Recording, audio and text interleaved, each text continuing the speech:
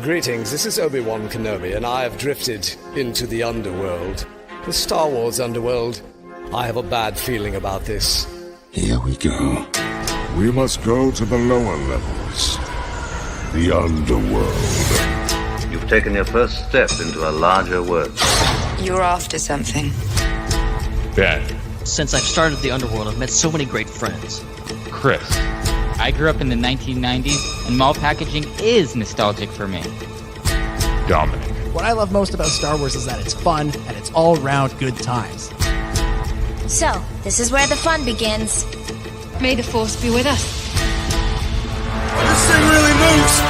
Whoa! I like I this! can't believe you came all this way to see me. Why am I not in the intro? I gotta come up with a snappy line. What's up, Star Wars fans, and welcome back to another episode of the Star Wars Underworld Podcast. We are your source for the latest breaking news, reviews, and discussion from a galaxy far, far away. And this week on the show, that's right, the final season of Bad Batch has premiered with 3 episodes, and we are going to be breaking them down on this show, as well as responding to your comments and questions about the episodes and more. We're super excited to get right into it, but first, some introductions. My name is Chris. Joining me, it's Mr. Dominic Jones. Hello, Chris. Hello, Ben. Hello, Hannah. Hello, everybody. Sorry, I'm really tired because I stayed up until 3 a.m. to watch these friggin' episodes. These friggin' why did they go back to that? I don't know. It doesn't make any sense to me. And I know there are people listening to this in other countries going, cope and seethe. You guys got Ahsoka at an easier time, so we're getting Bad Batch at an easier time, to which I say, fair enough. Good point, well made. And I'll tell you what, I'll make you a deal. You get to whine and complain about that, and I'm going to whine and complain about this, and we'll all just whine and complain about different things at different times and just agree to whine and complain at our separate times. But yeah, Y'all know me up good for a good complaint. I'm very excited to talk about this episode. It's going to be a great show. Oh my goodness. Yeah, I think they were worried about too many people watching it at once and crashing Disney Plus, but it happened anyway. There are some people that just did. It would not go, it would not play for at 3 a.m. So dang. I don't know. You can't win. You can't win. So just put it back. Just put it back. Also joining us, it's Ben Hart, the Star Wars guy. How's it going, everybody? Yes, we are down to the last batch of the Bad Batch, and yes, it's at the beginning of the end, and I'm very excited to get into these episodes because we've got a lot to talk about. We've also got some news to talk about, some stuff that I really wanted to talk about. Battlefront 1 and 2 are coming back, and we're not going to talk about it at all because there's too much to talk about in these 3 episodes. Okay, so just forget about the news this week. Ben's like, I just wanted to acknowledge it, and then we can move past it. Yes, I could do a 2-hour episode about that piece of news. Okay, I could do exactly why we're moving past it. Oh my goodness. Also joining us from the Raeside, it's Hannah. Hey, g'day there. Great to be back. What a premiere. Can't wait to get into our thoughts, and I've got nothing else snappy to say, so let's get into it. and that's why you're not in the intro. You haven't come up with a snappy. Yeah, I haven't proven myself yet, so I'm still working on it. Only been on the show for over a year, and we still haven't rectified that. Oh my goodness!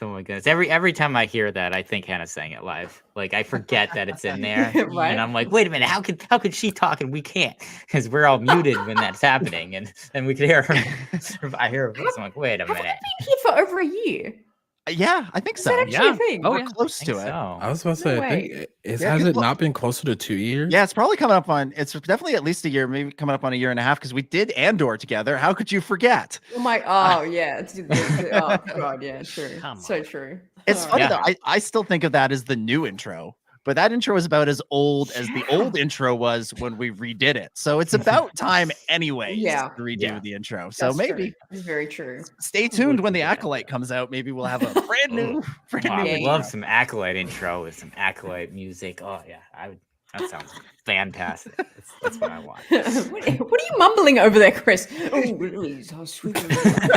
Lovely, delicious. Oh, get me some. What are you talking about? He's scheming. Let him talk, okay? You did enough roasting last week when he wasn't here. Okay? That's true. That's true. No. I'm waiting. You know what Chris is going to say when the Acolyte finally comes out? He's just going to look at it and go, His favorite at line. last. At last. It is here. In your best Palpatine. Definitely going to say that. You wait. And then also joining us, you've heard his voice a little bit. He's from the Tales from Beyond the Galaxy podcast. It's Jordan. Hi, is that you being nice telling me that I talk too much? Because I do, and you're so valid if that's why. Is there such thing as talking too much on a podcast? You come on a podcast to talk. Yeah. That's true. How that? So there's used to be memes of like, oh, kids who talk too much too much in school. What are you doing now? And I had an answer every time because that's what I did in school was talk too much. I didn't get in trouble for like other stuff. I just didn't know how to shut up. Still don't. So I've all been there. I'm in their industry for it. I love it. I feel like we could the rest of us could just be quiet and just let Jordan go. Yeah, just have no, 2 hours. No questions, no prompts. Just let Jordan go and he'd fill the next 2.5 hours. And we all know where I'd start. We all know his name rhymes with Don Joyega. I could have just said his name. Joyega. That actually sounds so fun. Joyega. Right? That's what he calls his birthday celebrations. It's the John Boyega Joyega. Yes. Exactly. Invited to that. Yeah, That loving sounds Finn fun. is only half my personality. So At his first house, because he doesn't have the second house for that yet. Exactly. Okay. All right. Chris, plug some things that joke and must let's have gone over Dominic's head. Yeah, it has. Plug some things and let's get into this. Okay. If you're watching on YouTube, punch that subscribe button, Chewy. And if you're listening to us, please subscribe on the podcast app that you're listening to and leave a review if you can. Over on YouTube, if you're watching live, you can super chat with us right now, and we will do a lengthy discussion about your comment. And also, if you're not watching live on YouTube, you can still support us by becoming a channel member. It's not just the show. This is a community that goes forward 24/7 with awesome stuff, and you can find all that over on our Discord server. The link to that is in the description of this video /podcast, and we got lots of awesome stuff over there. We got game nights, we got watch parties, and just discussions about things other than Star Wars too, all around the clock. So make sure you check that out. We are on all the social media accounts, but you only need to follow us on Threads at the SWU. And finally, check out all the other shows on the Star Wars Underworld Network. We have representatives from a couple of them on the podcast tonight. We got Jordan from Tales from Beyond the Galaxy, which can be found on Twitch and various other streaming places and social media. And of course, check out Hannah's channel, The Raeside, for our audio listeners. That's spelled RAE. Side, search that up on YouTube and you'll find all of her great stuff. And if this is not enough Bad Batch for you on this episode of Star Wars Underworld Podcast and you want more, it's pretty much Bad Batch week over on Hannah's channel. So literally. So definitely way more content over there as well. So check that out. Any other personal plugs that people have? Any presses, any IPCs, any 10 podcasts that Ben has been on in the last 7 days? I've been lazy lately, so I ain't got nothing to plug. Okay. All right. Well, go follow my Pinterest ? You might see some off the chain Star Wars stuff in there. I have a Pinterest. I use it once a year. Star Wars Underworld Pinterest is still active for the record. I don't think it is. A Pinterest. What? I don't think it is. I'm pretty sure it is the most interesting website on the internet. I dare disagree. You were a moment away from that pun. I knew that. Alley-oop. All right. Let's talk about The Bad Batch. We're talking about season 3, episode 1, 2 and 3. Confined. No, directed by Dominic, in Canada, it is season 1, episode Season 1, 3. episode 3. Yeah, okay, good. Season 3, episode 1, Confined, directed by Stuart Lee and written by Jennifer Corbett. Season 3, episode 2, Path Unknowns, directed by Nate Villanueva and written by Matt Michnovitz. And season 3, episode 3, finally an easy one, Shadows of Tantiss, directed by Stuart Lee and written by Matt Michnovitz. Let's go around the table. We'll kick it off how we always do. Benjamin, we're going to throw it to you first. What'd you think of the season 3 premiere of The Bad Batch? Yeah, it's like I said, it's good to be back. And I really did enjoy all these 3 of these episodes. I think I'm treating these 3 episodes just as one kind of big movie like we got with Aftermath, the first episode of season 1. I think they flow really well together. Like individually, I can kind of pick each other episode apart. Like, yeah, the first one is a tone center. It's not a lot happening. It's just mostly showing just the absolute monotony of Omega and Crosshair's plight. And then you have kind of a classic Bad Batch adventure with the second one. Wrecker and Hunter doing their thing. And I think maybe that's the low point in the 3 for me. It's just kind of like, yeah, it didn't feel like it was moving. Some pacing issues, feel like we were kind of dragging your feet there. But the 3rd episode really does bring it home. So I'm treating this as just, this is a one giant episode that's really, I think, overall really well done. I mean, it needs to be said. It doesn't get said enough. Now, I know I gloss over it way too much, but like, again, animation, superb, A+++, beautiful animation, gorgeous music.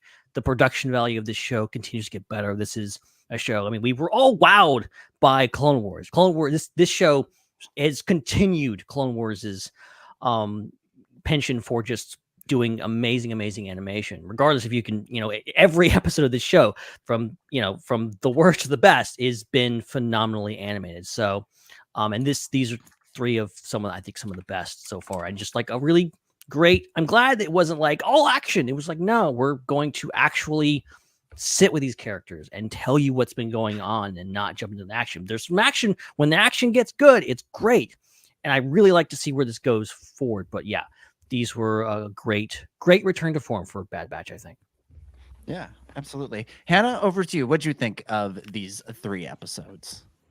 Yeah, I am so wowed by these episodes. And I think I've been looking at the season as a whole, and I hadn't thought too much about what this premiere would actually do and what it would actually look like. So I was so pleasantly surprised. Like what Ben said, even though it didn't have a massive amount of action or movement, it did so much story-wise. There was so much integral information that we had to learn in these episodes that I think will shape the story and the plot going through this whole season. So I really enjoyed how slow they did take it with these big points that they were trying to make. And obviously with the critical piece of information coming out at the end of the episode 3 was so fantastic. I had such fun watching these episodes. Like what we said, like the animation, the sound, the music was just spot on. I have so little nitpick things to say. Like I got barely anything. So I really loved it. I'm super excited. Yeah. Jordan, over to you. Your initial impressions of 1 through 3. Yeah, they were. I was pretty entertained. I think that's like the most important thing for me was I entertained? Because I've been watching a lot of boring TV lately. I watched a lot of boring TV lately. And so I was like, okay, Star Wars, I'm gonna need you to reel me back in because I'm tired of, again, boring TV. And I was telling you guys before we went live, it made me realize how much I missed Omega and Crosshair because I was watching like the first couple episodes of season 2 to prepare for season 3 because I just kind of ran out of time, and that helped me get me hyped. And I was like, oh my god, so we're finally here. And yeah, there were some pacing issues with the second episode. I was called it the middle episode, like the middle child, but but I mean, overall, the 3 episodes worked really well together, and I could have like watched that as like a movie for sure. Especially that last episode. Oh my god. Like the first 10 minutes, I was like, oh, okay. Yeah. Yeah, that's should have been in theaters. Should have been in theaters. Oh, for sure. As with all of these Star Wars shows, should have been in theaters. Yep. Chris, over to you. Your thoughts. Yeah, I Ben had mentioned the pacing off the top, and that was one of the first things that I noticed. Like the first episode was definitely slower, but I really liked that it was slower because what it told me when I was watching it was it told me, okay, we're not just gonna rush through a story in like a half hour.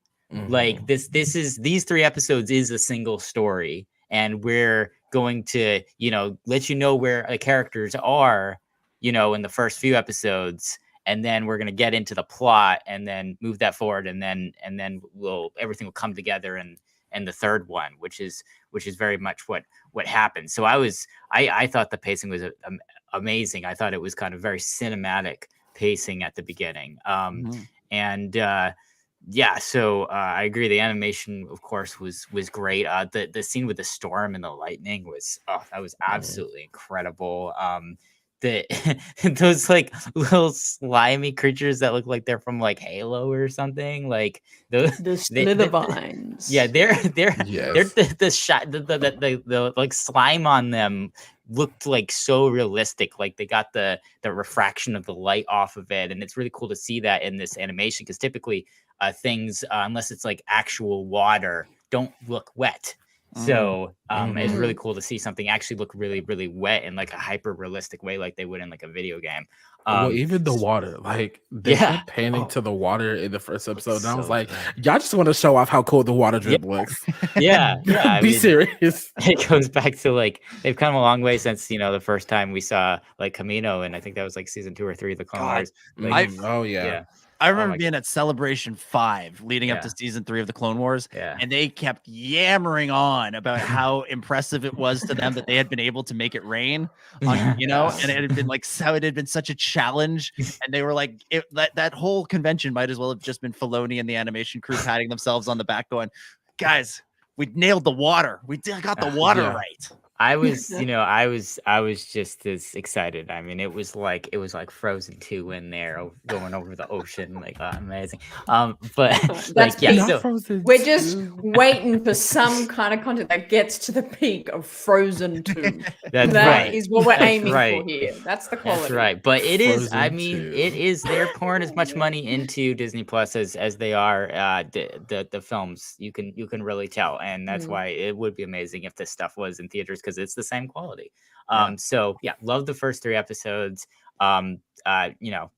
We'll get into the details. There's so many interesting details as we discussed. Aside from the premiere of season 1, the first episode of season 3 is like the longest episode of the Bad Batch, the longest single episode. It's like a jumbo sized episode, and it's hilarious because there's almost no action in it. There's that one little sequence with where Omega takes out the droid and the shuttle crashes at the beginning. Hannah, you seem like you're ready to argue this point. Yes, because Aftermath was like an hour and 10 minutes. That's what I said. I said aside from.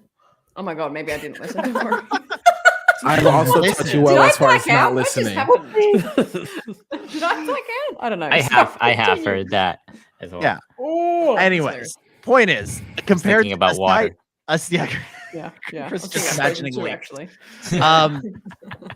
Aside from season 1, episode 1, season 3, episode 1, longest episode of the series, longest individual episode, and like nothing. There's no action. It's all character stuff, and like the Bad Batch team deserves massive kudos for going there and just saying, you know what, we need a little extra time to tell this story. And it's not a story of pew pew bang bang. It's a story of, someone, as Ben, as you put it, someone just going through the boring parts of their daily life and trying to understand what it's like for her to be imprisoned like this. But what I want to say about this premiere is, after I watched it for the first time, I had a realization, and I'm not one for grand declarative statements, but I'll make one right now. And that is that after having seen this episode, I think I'm very confident in saying the Bad Batch is the best Star Wars of the last 5 years. Far and away, outclassing everything. only the near second is Andor. Yeah. But and this is not a shot at anything else. This is not to say anything else is bad, because I really have enjoyed Mando. Jones. I've really enjoyed Mando. I've really enjoyed Obi-Wan. I really enjoyed Ahsoka. Really enjoyed everything that's come out. But this Bad Batch series, man, I didn't come into it with high expectations. I didn't think they could do this. And yet here we are 2 seasons and a bit into it. And who knows, the 3rd season may fall off a cliff at some point and ruin this. But at this point in time, I feel very confident in saying I think this is the best, or at the very least, my favorite Star Wars of the last 5 years. Yeah, it nails everything that it's trying to do. Does that include Clone Wars season 7? Did that come out in the last 5 years? Yes, but no. That I count as like a that's not Star Wars. That's that's something that was descended from the heavens and gifted to us all. Wait. So it's what kind of Deus Ex Machina retort is that? Already making addendums. No, so I'm talking about like new things that have come out. Okay. I still count Clone Wars as part that season 7 is part of the previous era. It's like from 2020. Yeah, it's like from after. It's like right at the start of like the 5 years. I feel like. Yeah. There's like a different vibe. I think obviously like it's there's so much good Star Wars. It's really hard to rank the top few things, and it's also a little apples and oranges because of completely different formats. With how long the episodes are and what the animation versus live action and things like that. So I personally would still put Andor first, because I think Andor has expanded Star Wars and what Star Wars is more than the Bad Batch has. But I still think that the Bad Batch nails the continuation of what the Clone Wars was doing very, very well, and has definitely exceeded expectations for there. And so, yeah, it's definitely top few things that have come out. I don't discount the Jedi game. So I think the Jedi games belong in that conversation as well. Those are very good, especially the. I'd like just finished Survivor. I don't know why I can't get the names of the two games. That's why I said the Jedi games. I'm like, I don't know. Yeah, I always get them wrong, but I finished Survivor like a couple weeks ago. 10 out of 10, no notes, except stop making the map so hard. But yeah, the Mount Rushmore. 10 out of 10, no notes, except don't make it a game, one make it note. a show. If we had a Mount Rushmore of like, the post-pandemic Star Wars era, then you'd have Jedi Survivor, you would have the Bad Batch, and then you would have Andor, and then it's a big debate about, I guess, what you put in that fourth spot. Benny from season 2, episode 10 of the Bad Batch. Yeah, you put that kid in there. He's the top of the list. But the point I'm getting at is this show has crossed over from being really great Star Wars to just being something that is really great that happens to be Star Wars. And I credit the character Omega with that. More than anything else. I think that character, in some ways she's familiar. We've had a similar sort of character in Mandalorian, have had a similar sort of character in Obi-Wan, but there's something about Omega that she's sort of dropped into a version of the universe that is a lot more like the Andor version of the Star Wars universe, and yet she feels completely at home in a sort of George Lucas original trilogy, prequel trilogy version of Star Wars. And I think these episodes continue to hammer that point, because here she is at her lowest point, at her worst point. She's been captured, Tech's dead, she's trying to escape. Like things are bad. Things are bad for Omega. And yet there she is still putting together her little straw Lula. It really works for me. I want to talk about the fact that they released these 3 episodes all at once, because I always find it interesting when they drop multiple episodes, because there's usually a reason for this. And Chris, I'm gonna throw this to you. Yes. What did you think of why they chose to do it this way? Because Omega's in jail, and that felt like that was going to take up a big chunk of the season. And yes, it's 3 episodes before she escapes, but really it's 1 week. She's been in jail 1 week. And for people that are binging this thing, she'll be out of jail, and she's in jail and out of jail in no time. But what did you think of that choice to put all these 3 episodes together as well? Yeah, it reminds me of how they started Andor with, I think it was 3 episodes as well. I think with the pacing of the first episode, I don't think that could have stood alone in a week. I think a lot of people would have been disappointed and felt underwhelmed if they had just seen the first episode and had to wait another week to see what happens next, because I don't think it was a complete story. It was just set up. And then, I think the second episode was more of a complete story when you're looking at the other characters other than Omega. But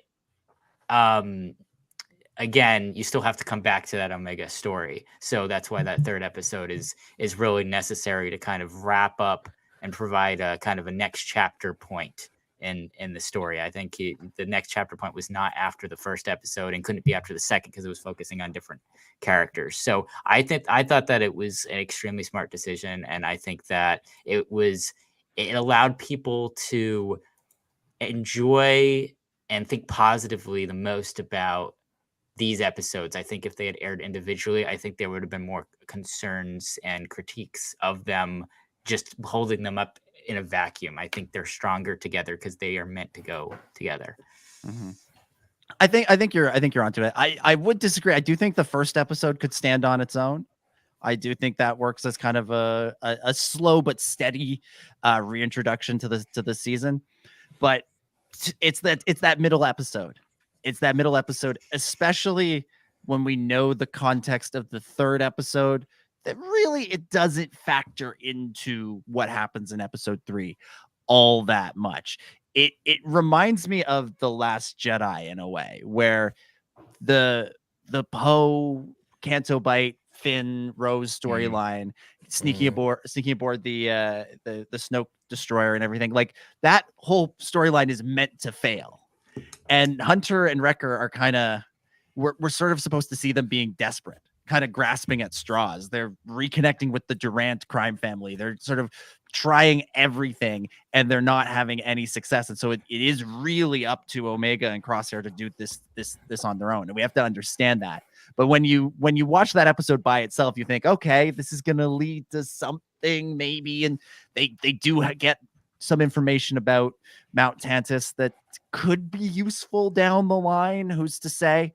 But it does feel really sort of almost out of place in between those 2 episodes, because it really has nothing to do with the third one.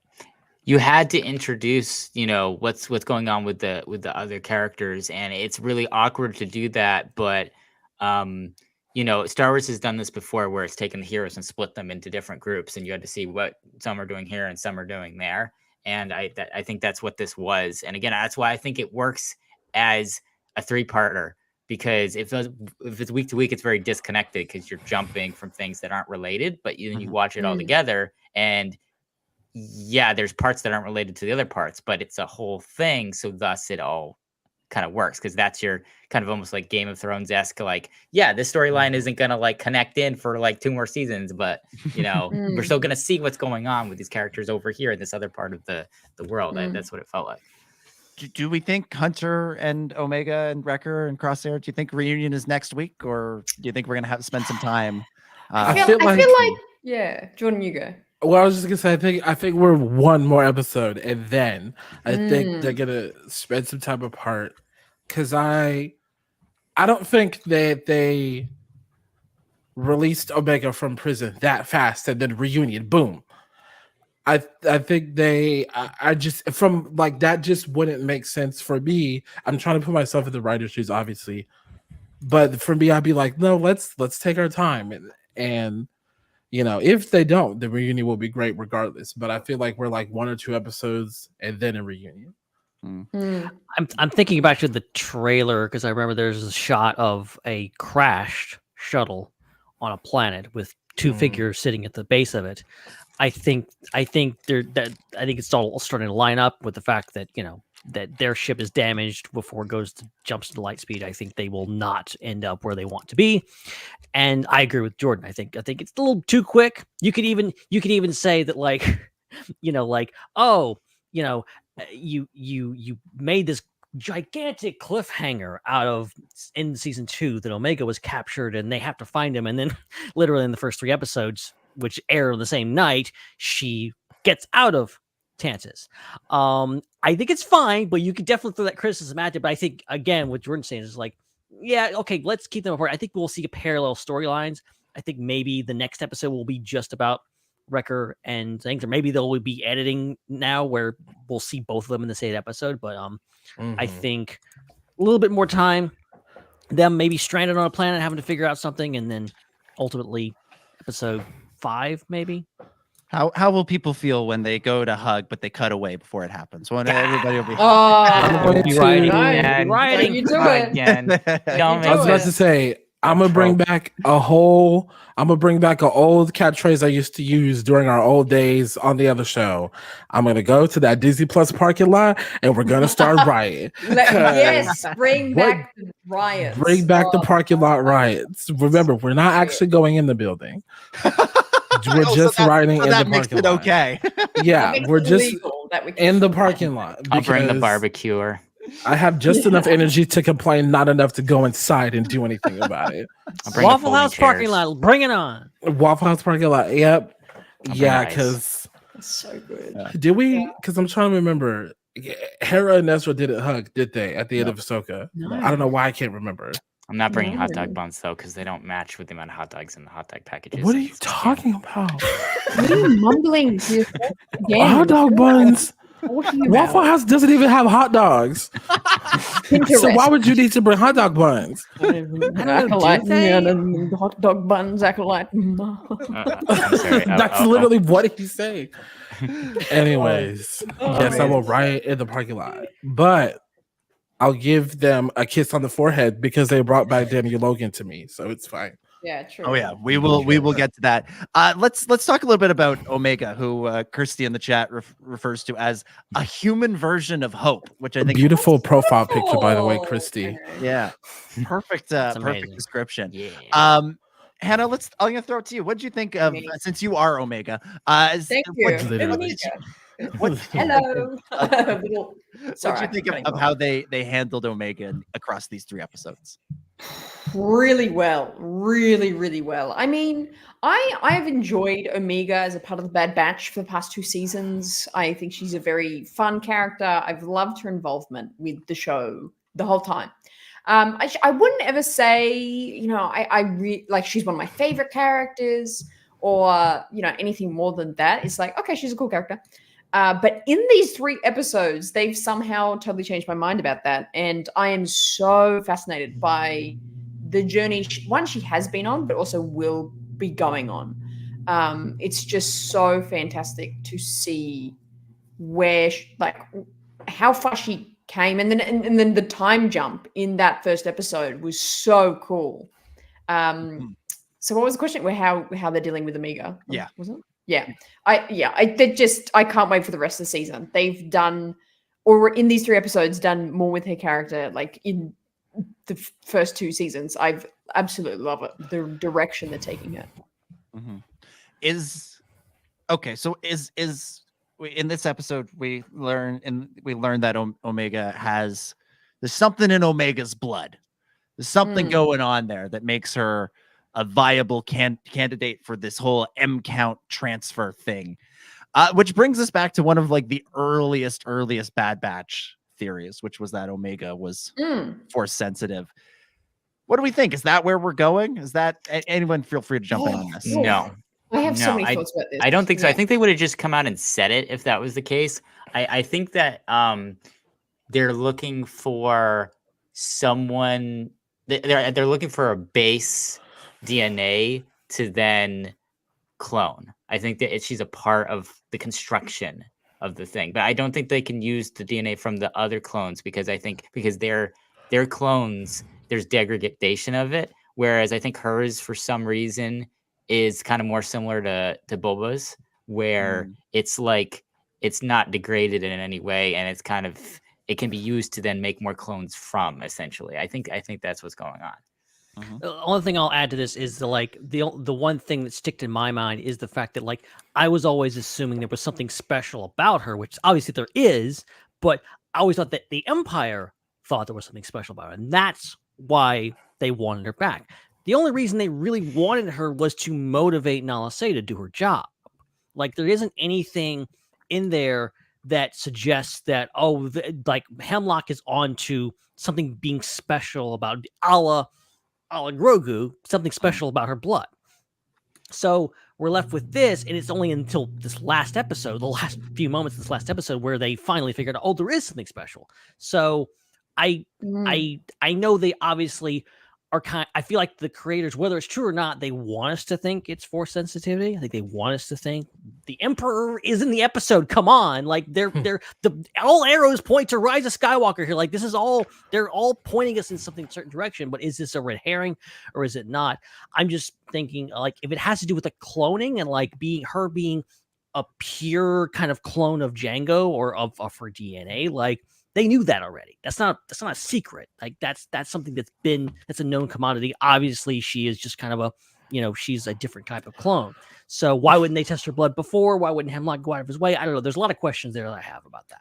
Mm-hmm. If they end up using her DNA, does that make Rey technically she's Jango Fett too? I mean, yeah, I'm Rey Fett. Yeah, I'm Rey Fett. That scene in Rise of Skywalker doesn't quite play the same way. You are a Palpatine, and you and a Fett are a Fett. That would be That's hilarious. even more significant. And you are, and you could just keep going and list every Star Wars character available. I think that's what JJ wanted. Hannah, you're a Mariel and a cast. Your ancestry tree goes as follows. You are the You Mandalorian. might even be an Andor. Maybe a bit of Grogu in there as well. A bit of Grogu blood there. Ray, I went to ancestry.com and I got your history. You are 34% Grogu. You are 61% Fett. 1% still a beast. There you go. Oh God, that's so good. Didn't see that coming.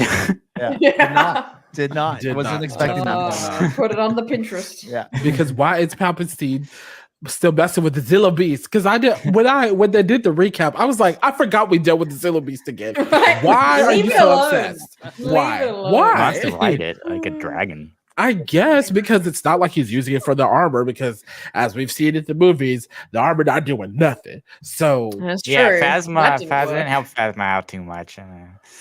Yeah, so I'm confused as to why we still messing with the Zilla Beast. Palpatine. You got Beskar, just go get the Beskar. Yeah. There you go. You stripped every other planet of every other resource. There you go. Hannah, you said you had some thoughts on Omega and the M count situation. Yes. And it was like 10 hours ago. Yes, but we'll circle back to that. Going back in my mind palace to find that. Yes, the M count. Oh my word. Really fascinating. This is like jumping so far ahead, but I have a theory. That to the end of the season, the finale, the ending of all this, I think it's going to be essentially what we've gotten at the end of this episode 3, being like, we need Omega. Hemlock's like, don't shoot her down. We need her alive for this project, for Palpatine to make this happen. I think the whole season will be just trying to get Omega and everyone trying to get Omega away from the Empire. And the finale will be Omega will sacrifice herself. And this sounds really dark. I think she will not be alive in some way or somehow. Oh my!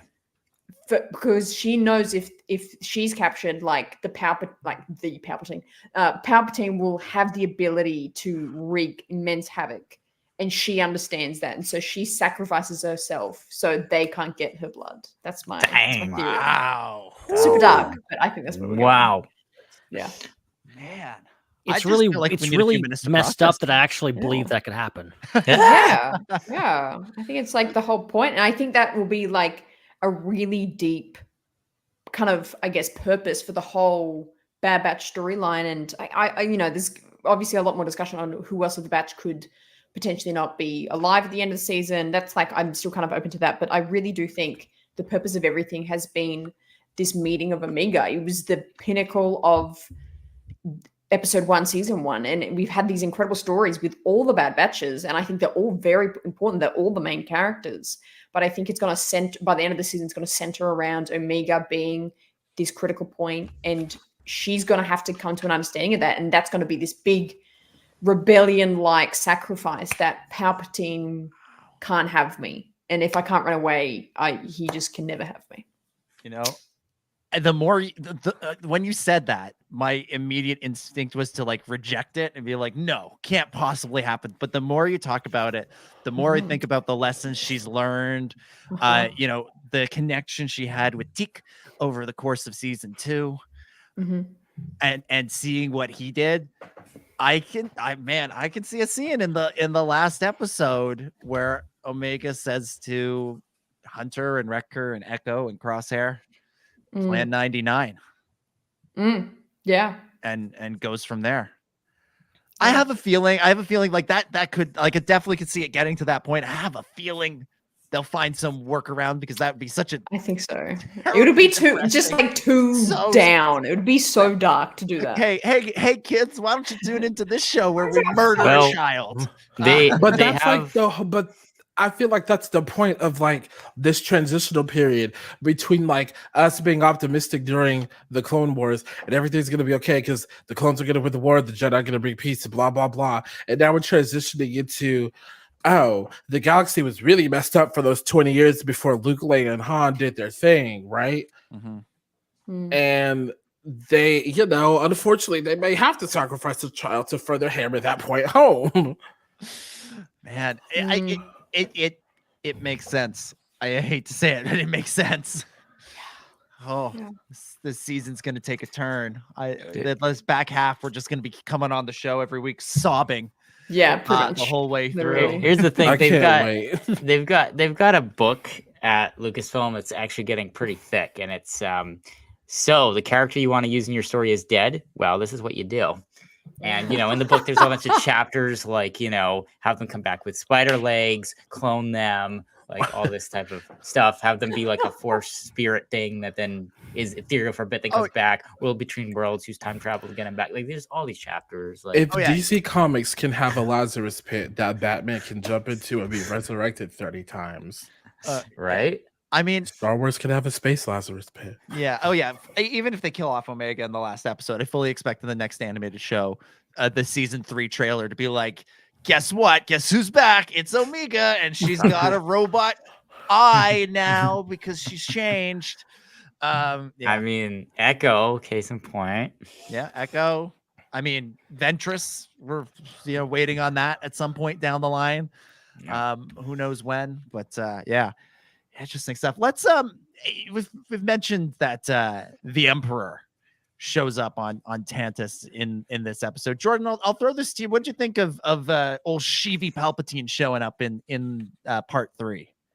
Yeah, I was blown away. Like, I don't know what it is about Palpatine. Like, he's just a big bad. Like, but every time I see him on a screen ever, I'm like, oh my God.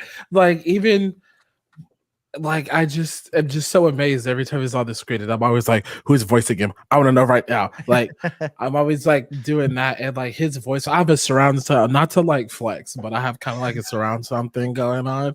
So his voice was just like banging in my ears, and I was like, I think I'm a supporter of the Empire. So sorry to the Bad Batch, but whatever Sheev is saying, he's right. Because he's saying it's so loud and in my ear, so he has to be right? You can't be that loud and wrong, you know? Yeah. Even though I'm loud and wrong all the time, but I'm not Palpatine, so. And it was Ian McDiarmid voicing the character back. Yeah. For another round. Yeah, it was something special, and I like how they don't ever use him. They use him sparingly to keep that special feeling going. It's not like he's going to show up every episode and do his thing. Because I feel like that would kind of take away from it just a little bit, you know? Yeah. But that also further reinforces the point that, like, yes, he spearheads this whole thing and he is the emperor of the empire, but there's so many other horrible people doing horrible things around the galaxy. It's not just him. And this story isn't just about him doing these terrible, no good things. Yeah, he shows up to remind us of how important this is. Yeah, he's like, when I started all of this, and I am the reason these things are like the way they are. Okay, continue. Yeah, and he's so chummy with Dr. Hemlock. Like, you realize, yeah, Hemlock really is. As if we didn't already know, but it like hammers the point home. Like, this guy's a bad dude. He is. He already has sort of the trust of the Emperor, and he wants more power within the Empire. It's quite something. And I like that he shows up. He's not there to be like, you know, an antagonist to necessarily the characters. He's not like, you know, oh, Omega, you know, I'll get you, my pretty. Like, no, he's nothing like that. Like, not my pretty. He's there to, just like he appeared last season, like to punctuate the gravity of the situation, to punctuate how big this is. The Emperor's here.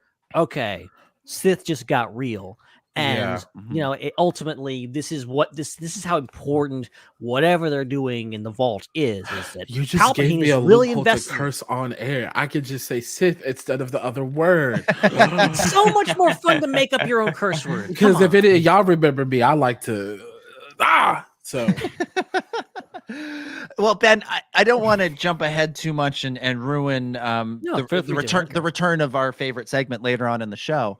But Palpatine drops the name Project Necromancer, which we last heard in The Mandalorian season 3, kind of in reference to larger plans that the Empire, the Imperial Remnant, was working on post Return of the Jedi. I mean, this is Rise of Skywalker setup, right? What did you think of the Project Necromancer drop? Like I mean, obviously it's really cool world building, and ultimately, I'm still not sure how far they're going to go with this. I'm still not sure. Like, are we fully going to see? Is Dathan in that vat? Is Rey's dad in that tube? Like, are they going to go that far? Are we going to see a can of Snokes in there somewhere? Like, are we really? Is there?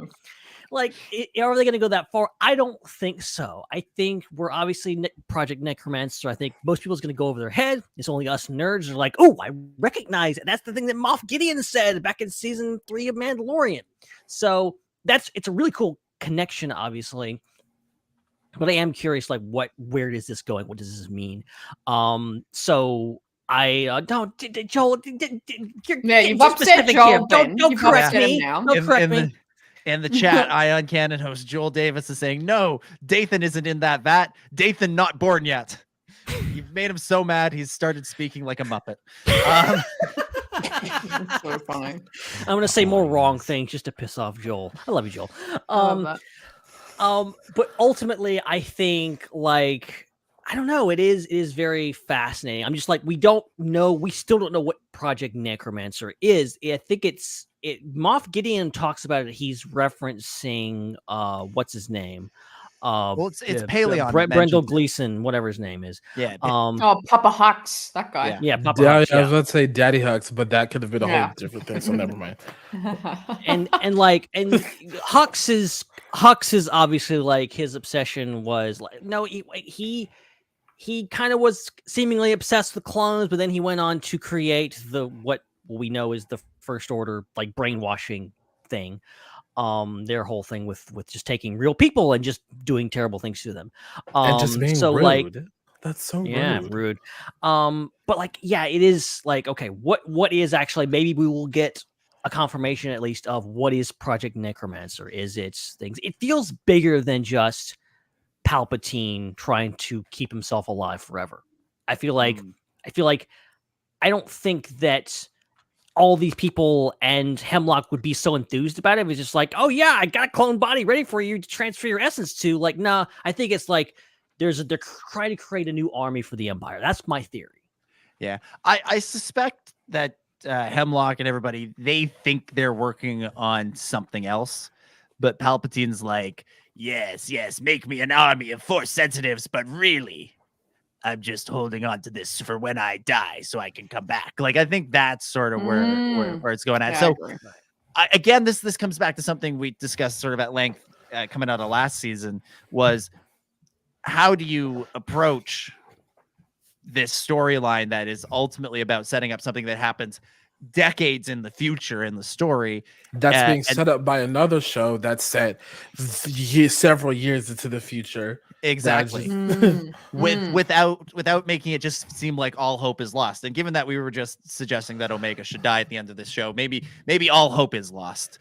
But like how do you do it? I think you make it you just Project Necromancer is disguised as something else at this point. They stop the something else, and then maybe you have not a post-credit scene, because I hate post-credit scenes in Star Wars, but like a late in the finale scene of Palpatine going, so our plans were foiled, but there is still much that can be done from what we have learned, blah blah blah blah blah blah blah. So I think there's space here for that too. Guys, I'm gonna play devil's advocate. They're trying to make Starkiller, okay? They're trying to canonize Starkiller. We're all overthinking it. They're trying to canonize Starkiller finally, and that's all this is. Wait, does the podcast have a fifth host now? What's going on? Somebody's making crashing the show. Yeah, there seems to be a thoughts to share. a new four-legged co-host on the show. Yeah, I'm currently dog sitting my brother's dog, and she's very clingy, but she clearly has things to say about the premiere. She was out of shot originally, but she stood up and she was like, "It's not good enough." What's her name? This is Mia. But I feel like we should rename her to be Batcher. I was saying, what is Mia's thoughts on Batcher? Yeah. Like, this is want to know. Mia, get in there on the mic. Give us some thoughts. Yeah. Give us a sniff, something. I don't know. Bark, bark, bark, bark. Okay, bark. Yeah, then. Yeah. That's quote. That tracks. Amazing. Well, Mia's welcome on the show anytime. She's very keen for it. All right, let's talk about Crosshair. We haven't touched on this guy just yet. Wait, Hemlock is the greatest villain since Thrawn's appearance in Rebels.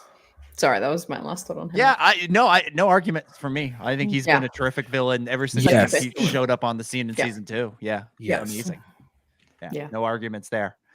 Let's talk Crosshair. He's been in jail longer than even Omega has.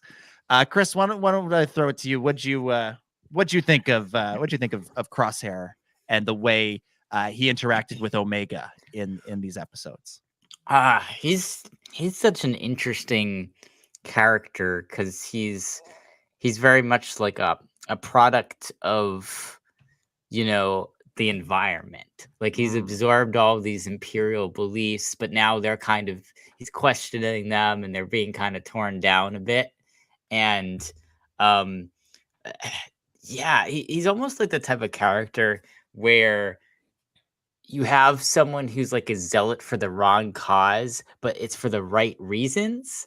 And then they realize that the cause isn't really what they thought it was, and then all of a sudden they actually potentially become a redeemable character if they can focus on the right cause and be a zealot for that cause in the same way. He seems to be kind of in a transitional period in between. Right now, he's very much looking out for himself. That's the kind of vibe I get from him, is he really doesn't want anything other than just to kind of survive at this moment. And he doesn't care about the Empire. He doesn't care about the rebellion. He doesn't care about Omega and the Bad Batch. He just cares about himself. He's in survival mode. He's probably in shock after, having his ideology torn down. So, he's in such a very interesting place. And I think this character is going to continue to evolve and add different layers as the show progresses. I think this is very much,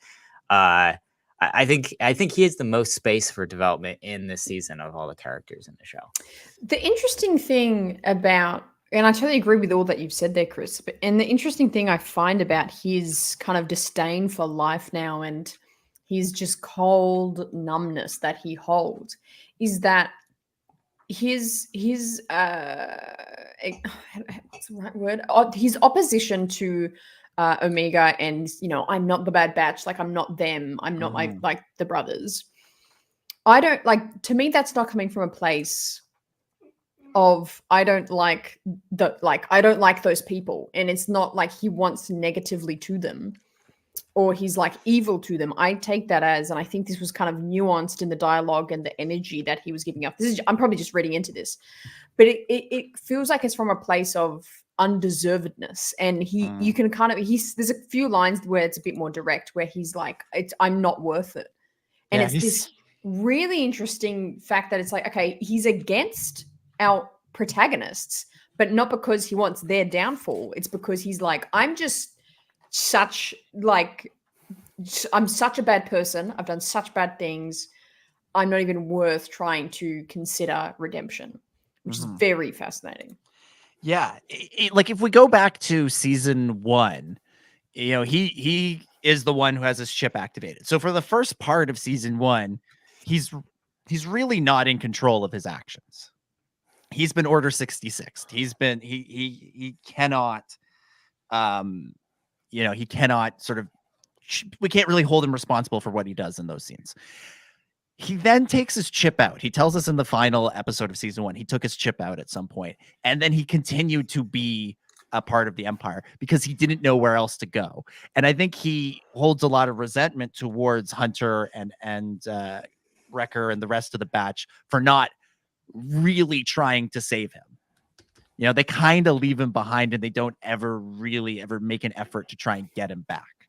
And then in season 3, we just see how alone he's become. He teams up with Cody, and even Cody is questioning everything. Cody's not believing in good soldiers follow orders anymore, the way Crosshair, because Crosshair is clinging to that at this point. At that point, he's got nothing else. And then in that second Crosshair episode of season 2, the one on the snow planet, which I think that's going to be such an important episode in Crosshair's development, and something that might be worth revisiting before too long. That's probably one of the best episodes of the series. Oh, absolutely, yeah, it's so good. But in that episode, he reaches his breaking point, and he snaps, and he snaps out of it. He's no longer going to just blindly follow the Empire, and he gets punished for this. But he, as Hannah was saying, he has that line literally in this episode, and we have the still up from it on the screen here, where you can see his face, within the cell, within the bars of the cell, and he says that he belongs in here. He says, "I belong in here. I belong in jail." Like he thinks he's being punished for his actions. He's telling Omega to escape without him. But in a testament to Omega's abilities to get through to anybody, she starts to get through to him in this episode, because he comes along with her. He goes along with her her lack of a plan, with her kind of winging it. And the StarWars.com episode guide actually makes a really interesting point in the guide for the first episode. This is the first time in the entire series that Crosshair uses Omega's name.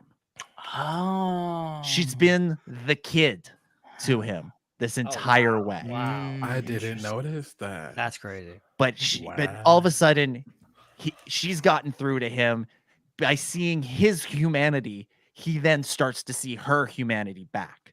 And he goes from thinking, I belong here. I'm not Hunter. I'm not Wrecker. I'm not part of the Bad Batch that you remember. Don't include me in your schemes, because I'm not them. I don't deserve what they have. To all of a sudden realizing, maybe there's hope for me. Maybe there's redemption for me. Maybe if I go along with this, even reluctantly, I have to protect this kid. I have to help her escape, because she's the only person that sees him as a human. That girl is our only hope. Yeah. She's the only one that sees him as worth saving. And it's going to be fascinating. It's going to be fascinating when the reunion happens, whenever it happens, to see how Hunter and Wrecker view Crosshair, how Echo views Crosshair, how Rex views Crosshair, for that matter. and what influence Omega has on how they view him.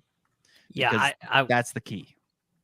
Yeah, I was watching this last episode, literally right before we started here, and I love the moment where and Crosshair is a curmudgeon the entire time for both the episodes.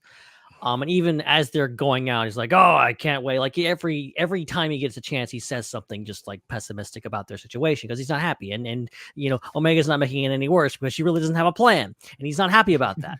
But then they get out and they get to the thing, and everything's going wrong, and he's the one that steps up and goes like, "Oh, no, we made it this far." I love that little encouragement of him starting to turn the corner, and really starting to embrace that. And I love the fact that, this is him kind of embracing her for the first time. They never really got that much. You had that one little thing in Aftermath right before he gets taken away, and they amp up his chip where she says, "Hey, I know what you're about to do. I know that it's not going to be your fault."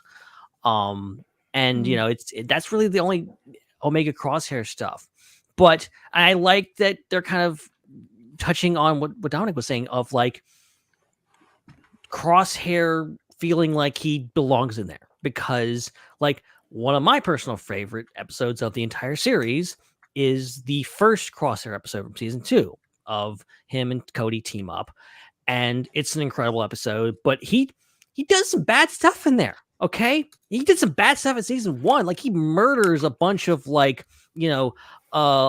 not defenseless, but yeah, they are like it's a bunch of Saw Gerrera's rebels. Like, he tries to kill the Batch more than once in that season. In season 2, he, just straight up murders this, the governor of that planet. I'm forgetting the name of.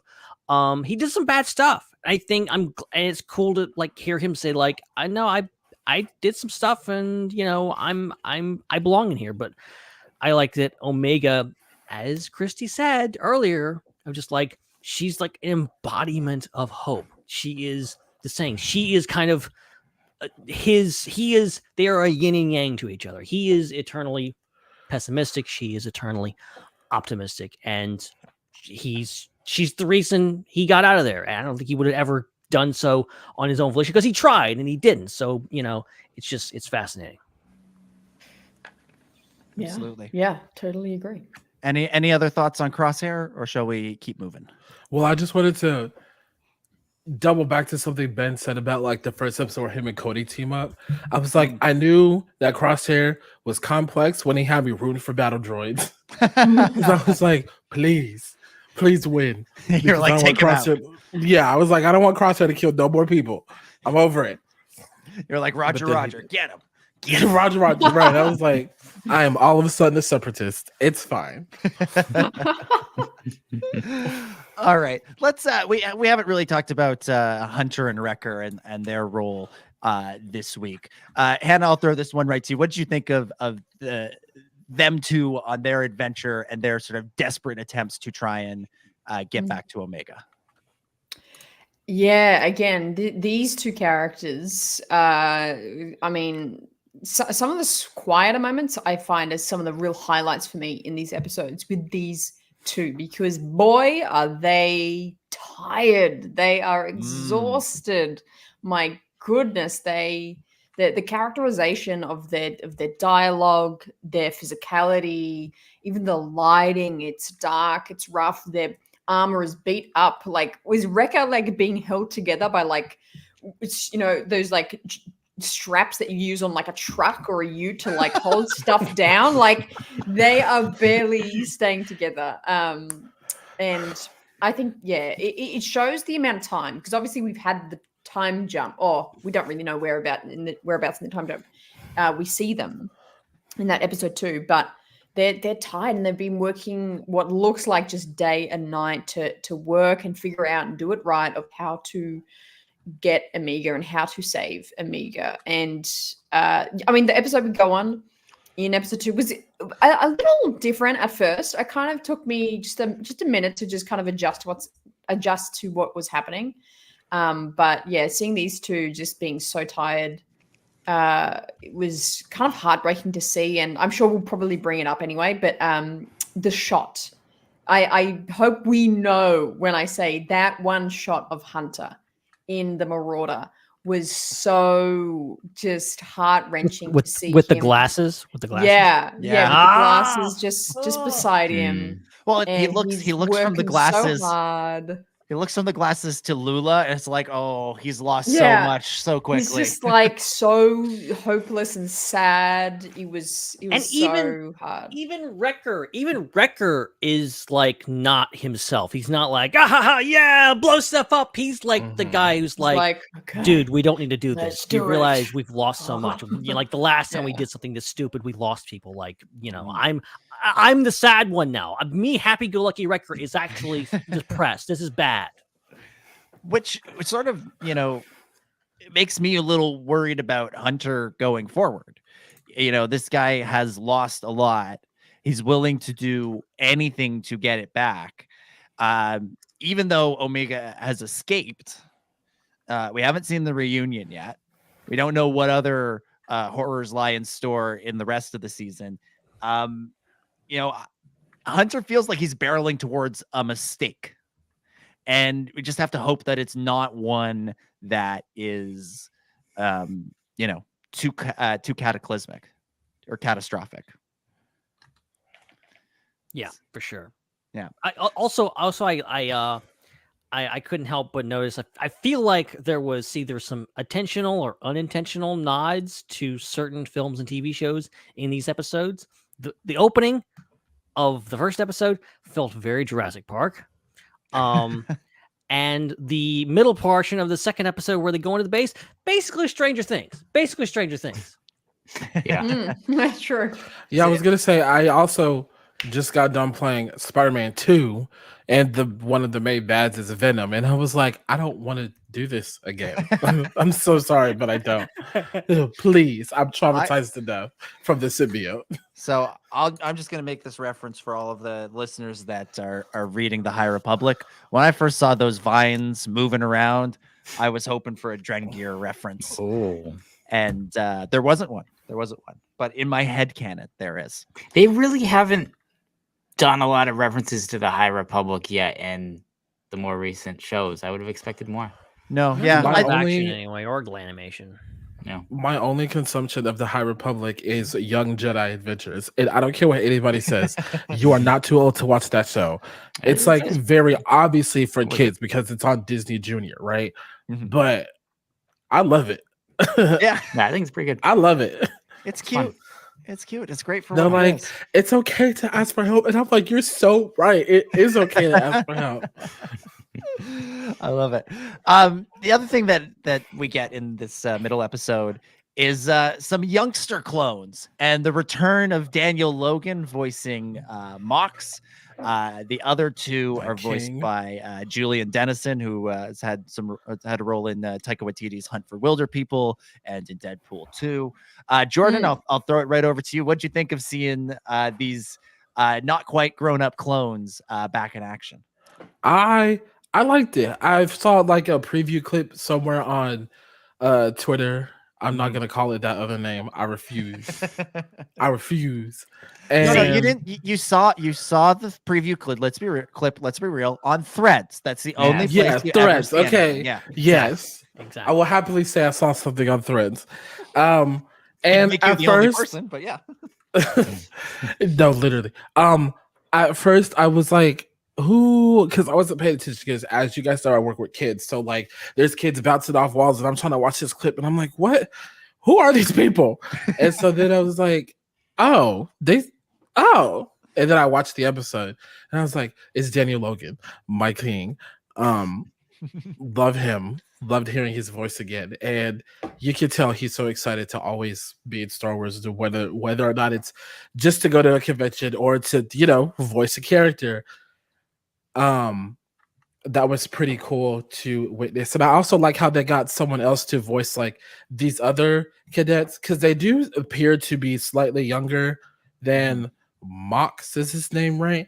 Yeah. And so I always thought that was interesting that all these different people can play these characters that are completely different. Like, yeah, you have D. Bradley voicing all the older clones, but the cadets like have 2 different voice actors, and that's crazy. Like, that's pretty impressive.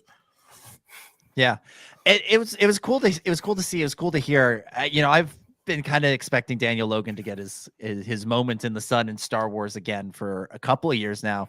First, I sort of thought we'd get more from him in Book of Boba, and then it was only a matter of time until he showed up on the Bad Batch. I was expecting him to play the Alpha to Omega's Omega in Boba. And that may yet still happen. There's still a whole heck of a lot of episodes to go. But this was a great way to bring him back as well. And again, just having these kids in this story, it hammers home just how cruel the Empire and Hemlock in particular are. That they're not just studying these kids and doing and experimenting on them. They're also basically leaving them behind. Well, they try to wipe them out, and then they just leave them behind. And there's great moments in the episode with Deke and Stack and Mox and them sort of realizing, Hunter and Wrecker kind of, even though they're not your standard clone, they kind of represent the best of the clone army, and that they are looking out for their crew. They're looking out for each other. They're looking out for Omega. Like that, I think that gives these kids some hope. Now it does seem like they're going to be dropped off on Pabu at some point, right? Because all roads lead back to Pabu. But I feel like, Rex has got some stuff going on, and I feel like these kids would be right at home with Rex and Echo and everything they got going on. It's funny because it's probably the one and maybe only nitpick I have of these episodes are these kids. Interesting. I don't think they look even remotely like a clone. Well, that's why I was confused when I watched the preview. I was like, who are these children? Yeah, I was like, oh, great, more children. I'm like, clones? I'm like, are you clones of like not? Whose child is this? You someone else's child? No, literally. Who's? Oh my god! Yes, literally. Oh, especially this one. Y'all cannot see what I'm pointing at. Wow. The one on Wrecker's, so not the one not holding a stick or whatever that is. Yeah, that's not. You couldn't pay me money to believe that that's a clone. Come on. No. Okay, so there's 3 actors who play clones in the prequels. These ones look like the one that no one knows the name of. And that's the issue. No, They don't look like Daniel Logan. They don't look like Tamara Morrison. They look like the other guy. These kids are the spitting image of Daniel Logan. What are you guys talking about? The short-haired one, maybe, but not the one not holding a stick. I keep forgetting his name. I forget that you guys can't see what I'm pointing at. So. Hot take. I've never thought the clones looked that much like Tim Morrison. I feel like animation. The animation has always been a little bit off, and that's just the style of the animation. It's not meant to be 1-to-1. Like, so I feel your pain. It's like I've accepted that. Like, I know what clones look like just the natural clone, like the reg clone. Mm-hmm. Obviously, like the Bad Batch are supposed to look different, but I'm also like, I'm not sure I see like Tim as much as things, but like, these are about things. They're different from what we've seen in the past. We've seen young these kids it look more like Daniel Logan than Captain Rex looks like Tamura Morrison. Like when the one with the stick, the one with the stick, I can kind of pass that. The other one that Jordan was talking about, he looks like nobody. I think maybe the hair. You can tell me that's Anakin, and I'd be like, sure. It's like, are these more 99ers? Because you look nothing like a red. We've never seen him with shaggy hair like this. It's always like the crew cut, the squared off like black hair. We've never seen him like this.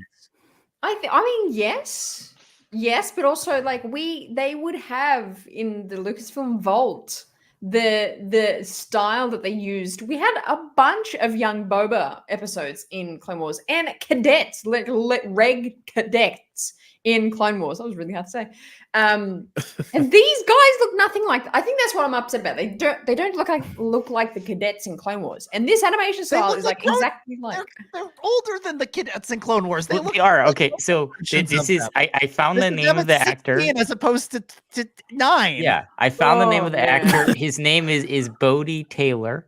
And he should be a household name because he had 1 million roles in Attack of the Clones, which is a Guinness World Record. With a million more well on the way. I was like 25. I was like 25 when I realized that wasn't just de-aged Tim. Like that was stupid.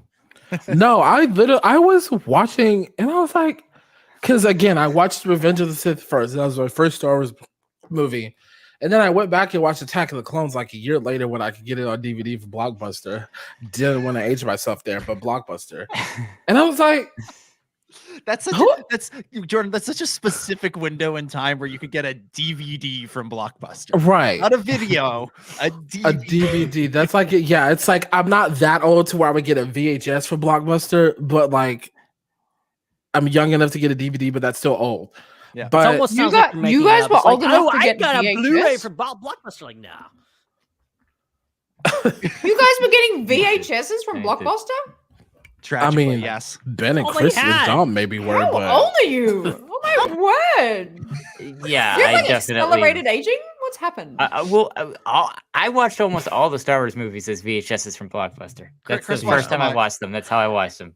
No, but what I was gonna say was I watched Attack of the Clones and I saw Jango Fett, and then I went back and watched Revenge of the Sith whenever it released on DVD, and Cody didn't have the helmet on, and I was like, that is not Jango Fett. I thought that was supposed to be a clone. What is happening? So even I knew. I was like, I guess he looks like Tamir Morrison a little bit, but what? Wait, you're saying that Tamir Morrison in Revenge of the Sith. I'm saying Cody does not look like Tamir Morrison in Revenge of the Sith. Yes, even he though looks like Bodhi. But even though he is Tamir Morrison in Revenge of the Sith. Fine, sure.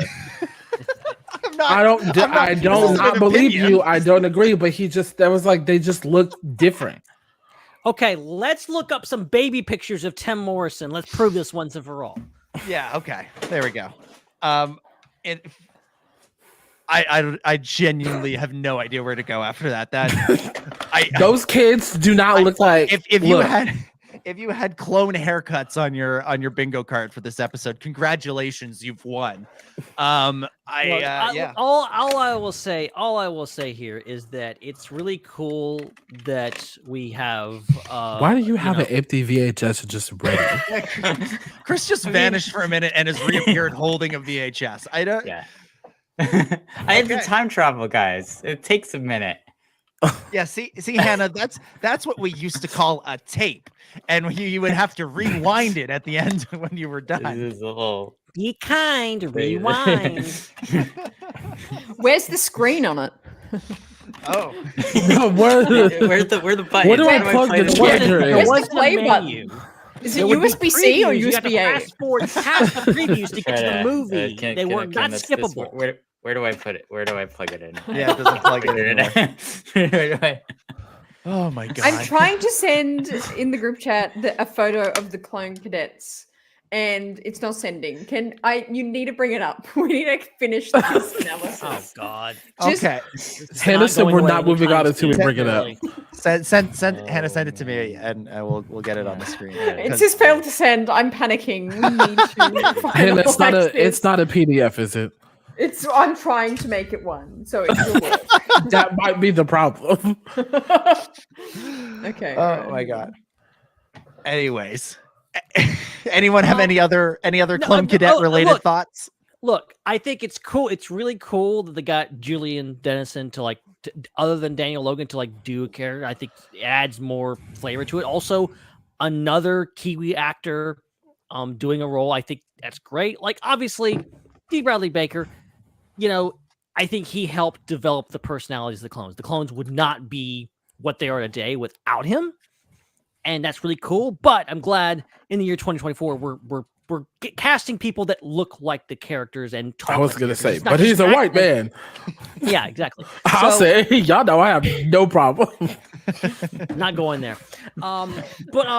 like ultimately it's really cool. Also, I just freaking watched Deadpool 2 the other day. My mind was blown when I figured out it was. Yeah, I was just gonna say, just last week I was watching a video of, it was like a video like, oh, this is the guy from Deadpool 2 and he's been in all this stuff and he's really cool. And at the end of the video, I was like, oh wow, I really hope he gets more work, because he was like the only thing I could stand about Deadpool 2. Actually, hot take, don't like Deadpool as a character. Woo! So I hated the first two movies, but we don't have to go there. This is Star Wars, not Marvel.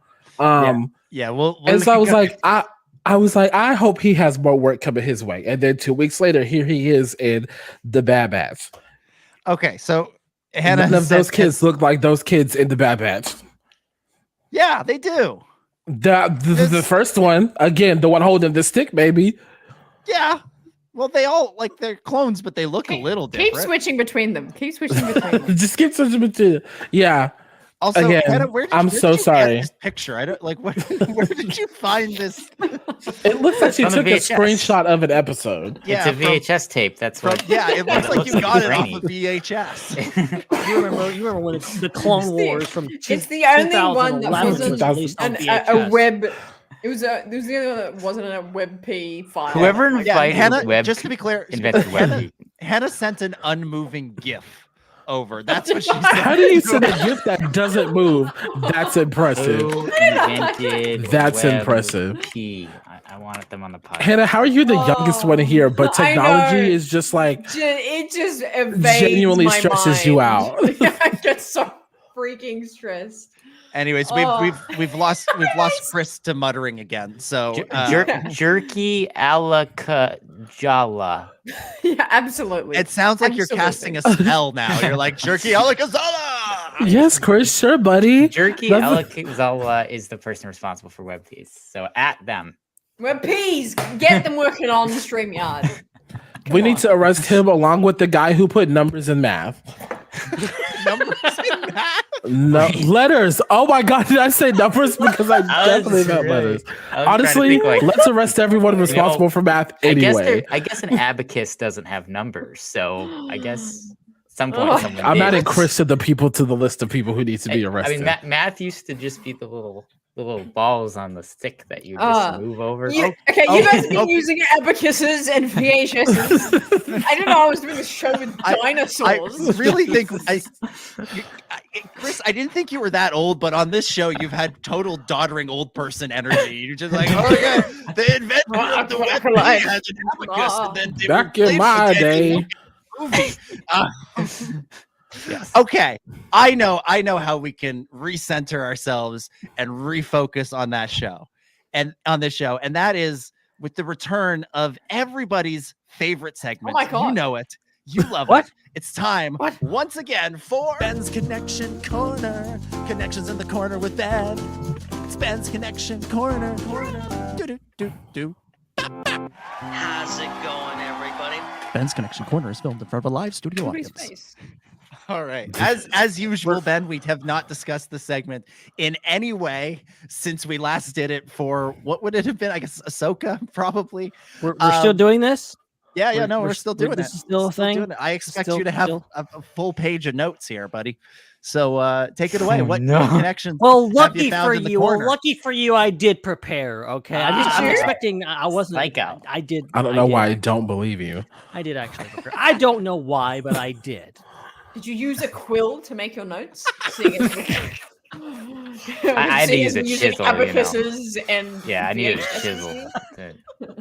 It's really he hard had to send it in. He had to send a raven. Yeah, you wiped out some of my notes during the show. I will admit. That's my goal. Yeah, you. Okay, we'll just move past that. We'll move past that. Okay. That's a grind. So, I got to thinking. Nalase is a character that has been around quite a long time. I keep forgetting that she's been around for quite a long time.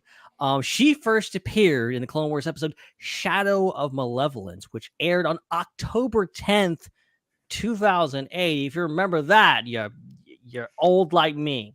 Or using abacuses. 16 years ago.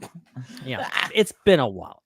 I was 8 years old. There's kids on the road with 7 licenses driving 7 who years weren't old. born when that episode came out. Isa Durand is voiced by Angelica Huston, who is an Oscar-winning actress who famously played Morticia Addams in the Addams Family movies.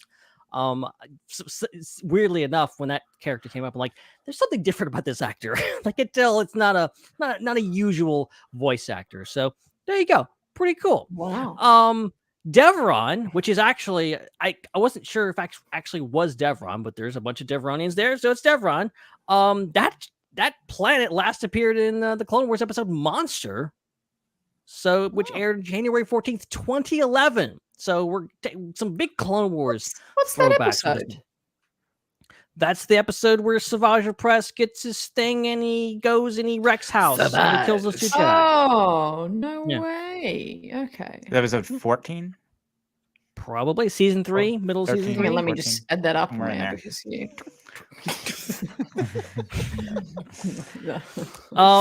And finally, when Wrecker and Hunter exit the ship on the planet, which I don't even know if the planet has a name, Wrecker says it smells like rancid Jotaz. A Jotaz is a creature that you will find on the planet Zepho when you play Star Wars Jedi Fallen Order. Yes. And that has been Ben's Connection Corner. Oh, what an amazing return of a brilliant, flawless segment that we know and love. That's been another classic Don't lie to edition my of face. Ben's Connection Corner. Connections in the corner with Ben. It's Ben's Connection Corner. Do-do-do-do-do. Bop, bop. I feel like we should all sing along to it. Ben's Connection Corner is filmed in front of a live studio audience. And we should all spin at the end, just like Ben does. I need a spinning chair. I have a spinning chair right now.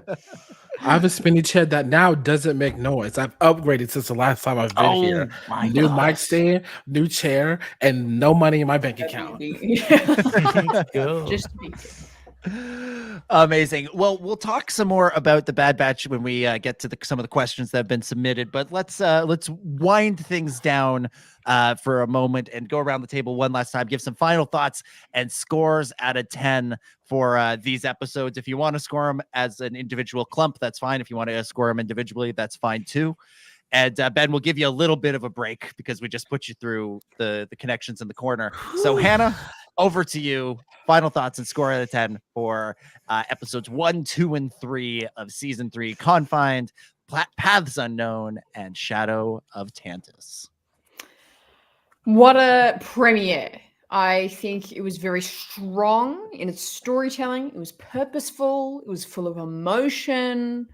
I think it did so fantastically to not only set up what I think will be a very big season ahead of us, but it just showed us such great detail of each of our main characters. So very little to critique. I think overall, I have to give it, I think I'm going to go with an 8.5, almost a 9. I think 8.5 is best, yes. 8.5 from Hannah. Chris, what about you? Final thoughts and score out of 10 for these episodes. Really strong start to the season. I think it was a good start in the sense that for me, the episodes were really, really, really good, but not so amazing that I couldn't imagine the rest of the season living up to them. And that happened with a few seasons of Star Wars shows for me, like where the premiere was like so good, and then it just kind of teetered off from there. And then maybe it got back by the time the mid-season or season finale came, and then sometimes my bad. Yeah. So I for me, I'm actually glad that it was like a 9.89 for me. First episode 9, second episode 8, third episode 9 out of 10. Because I feel like the season still has some space to wow us a little bit more, but still an amazing start and dive back into the show. 9.89. I like it. Jordan, final thoughts, score out of 10 for these 3. Final thoughts. Amazing premiere. I love when a premiere of a Star Wars show has me going, wow, Star Wars is so back. Granted, I say that for every single show because I just love Star Wars that much. But this time I was really like, wow, we are so back. Like, we're back. like I said, I could have watched it as a movie. Yeah, the pace was a little iffy in the middle episode, but they brought it on home when Palpatine was like, "Go for Papa Palpatine," and he showed up and was doing his thing. It was great. So I'm gonna go 9, 8, 10. 9, 8, 10. Yeah, because after Palpatine did his thing, they were escaping. By the way, imagine you escaped the planet the Emperor was on, and he didn't like try and kill you. Like 10s across the board. All like right. Crosshair and Omega are officially the strongest characters in Star Wars. Sorry, Anakin. There you go. You know, yeah. 9, Ben, 8, 10. Ben, before we get to your scores, just this comment from Chosen Nightwolf. Angelica Houston's name is pronounced like Houston, Ben. She's the daughter of Hollywood director John Huston. There's a connection in the corner for you. Nice. Well, why isn't it spelled like Houston? That's my question. I don't know. Thank you, George. Thank you. Definitely can't sleep you on threads.com. All right, final thoughts. Score out of 10, Ben. So like I said, I'm treating this as one big episode. So I mean, pluses are just all around a great, like, full Star Wars experience, a great continuation of what we got last season, catching up with our characters, giving us a really good sense of what all of them are doing, what they needed, what the villains want, what the heroes want, what everyone's doing, and propel them forward into what I think will be a great next episode and a great rest of the season, which I'm really looking forward to. So I'll give this collectively, like I said, the minuses is, that second episode kind of drags a little bit. I think I would have preferred a little bit more to that. But yeah, okay, I'll take Stranger Things in space. What the heck? And it was like a really cool environment. Again, animation, music, voice acting, everything superb. So I'll give the three of them 8 out of 10. Okay. I'm gonna go 9 out of 10. I'm gonna go 9s across the board for this. Like I said off the hop, I think this show is up there as among the best that Star Wars has to offer, and I think these episodes prove it. But like Chris said, I also want to leave room to grow, because I think there are episodes that are going to be coming up that will even surpass this. So as much as I adored these episodes, I adored the sort of the bold take of starting slow, starting with a little bit of a red herring episode with the Wrecker and Hunter episode. I think this is a really, really, really great beginning for season 3, and I can't wait to see where things go next. All right, let's go to Ask the SWU. We'll get to some of the questions that we've gotten from folks, and unsurprisingly, the majority of them deal with the Bad Batch. So we'll start with this one from Lucky Lego in our Discord. Will it be Snoke clones or Palpatine clones that show up in Project Necromancer? What are our predictions here? Yes. I would say we probably see that. I think you'd want to test on something first. So probably Snoke first and then Palpatine. I made Snoke. Yes. I want him to say that. I need him to come back and say it. What is Snoke? Just like philosophically. Yeah, literally. What is a Snoke? Why is Snoke? You know what? Snoke could be like the amalgamation of all these tests on this weird cloney, omega-y, random asset-y kind of biological mass. Maybe that's why he looks all mangled. So I think it's on the route to a Snoke, but it's just but then in turn Snoke is on the route to a Palpatine, so kind of this. Are you saying it's like an accidental route to Snoke, kind of? Yeah, I think so, yeah. Okay. I say neither. I say there will be Grogu clones. Grogu clones. Grogu Snoke confirmed. Yeah, I do think it's neither, but I don't think it's Grogu clones. I think we'll see something that is not Snoke, not Palpatine, but is sort of if Snoke is phase 2, we'll see phase 1, and Palpatine is phase 3 or 4 or 7 or 66. But I think there's whatever it is in that container in the vat when they open up in the vault, I think it's something else that we surprised don't it's know. Actually me. It's actually Jordan. Yes. So sorry to say, but it's me. Jordan's a Star Wars character now. Yes. So it's what's his name? Like Raphael or something? I would know what you were gonna say. Raphael. Yeah. Is that his name? What's his name in freaking Kenobi? What's his name? Roken. Roken. Yes, that's why I keep saying it. I still don't believe you. That's not his name. That's fine. That's perfectly fine. It's there still should true. be a character called Raphael because that's where Industrial Light and Magic used to be. Well, that's Rafa's full name. Is Raphael? Yes, that makes perfect sense. Anyway, yeah. Where's Donatello and Leonardo? That's what I got to say. Master Shredder. Oh my goodness. Okay, I hope we answered your question, Lucky Lego. I don't know if we did. Next up, Vlad Sander again at the Discord says, here are my questions. 1, Project Necromancer. Do you think it's setting up to link the Bad Batch, the Mandalorian, Ahsoka, and the sequel trilogy together? 2, with the announcement of the re-release of the greatest games ever, Star Wars Battlefront 2004 and Star Wars Battlefront 2 2005, which type of ship do you prefer to pilot during the space battles? Personal carrier, heavy subfighter, love subfighters, light side. Love? I can't speak anymore.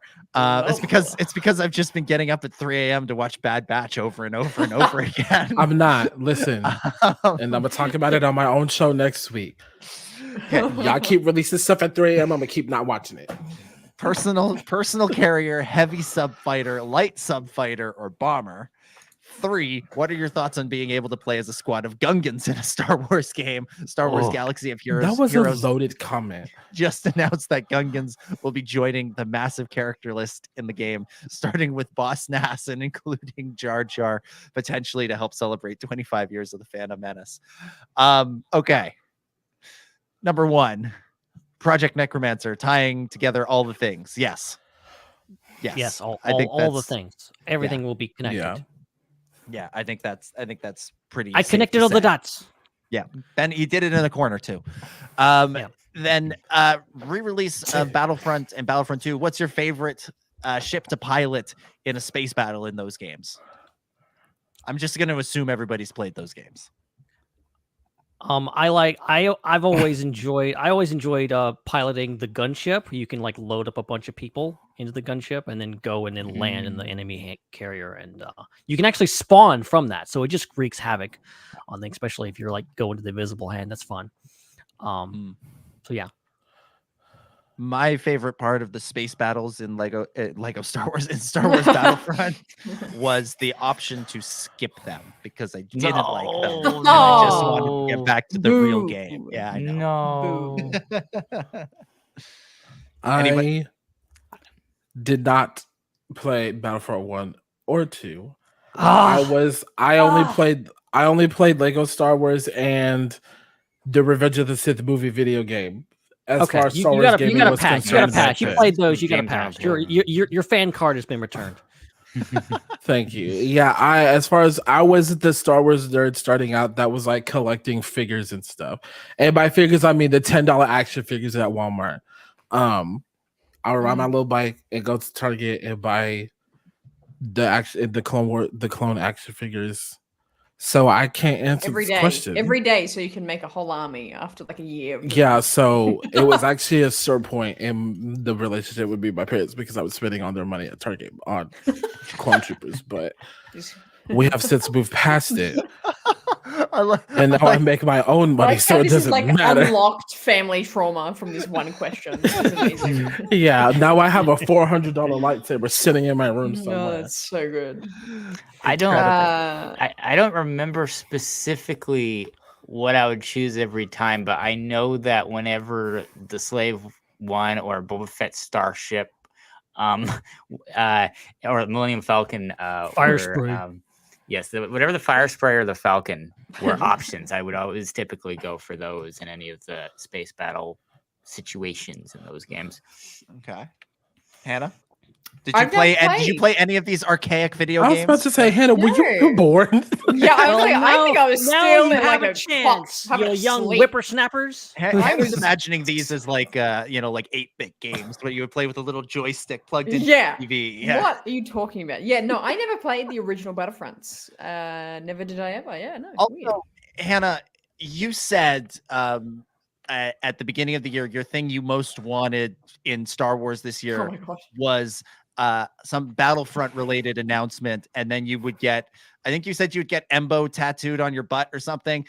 So does this? This is not it. I was about to say, I don't think this counts. I don't think this counts for what Hannah was intending. It's Battlefront and Battlefront 2. It's 2 for 1.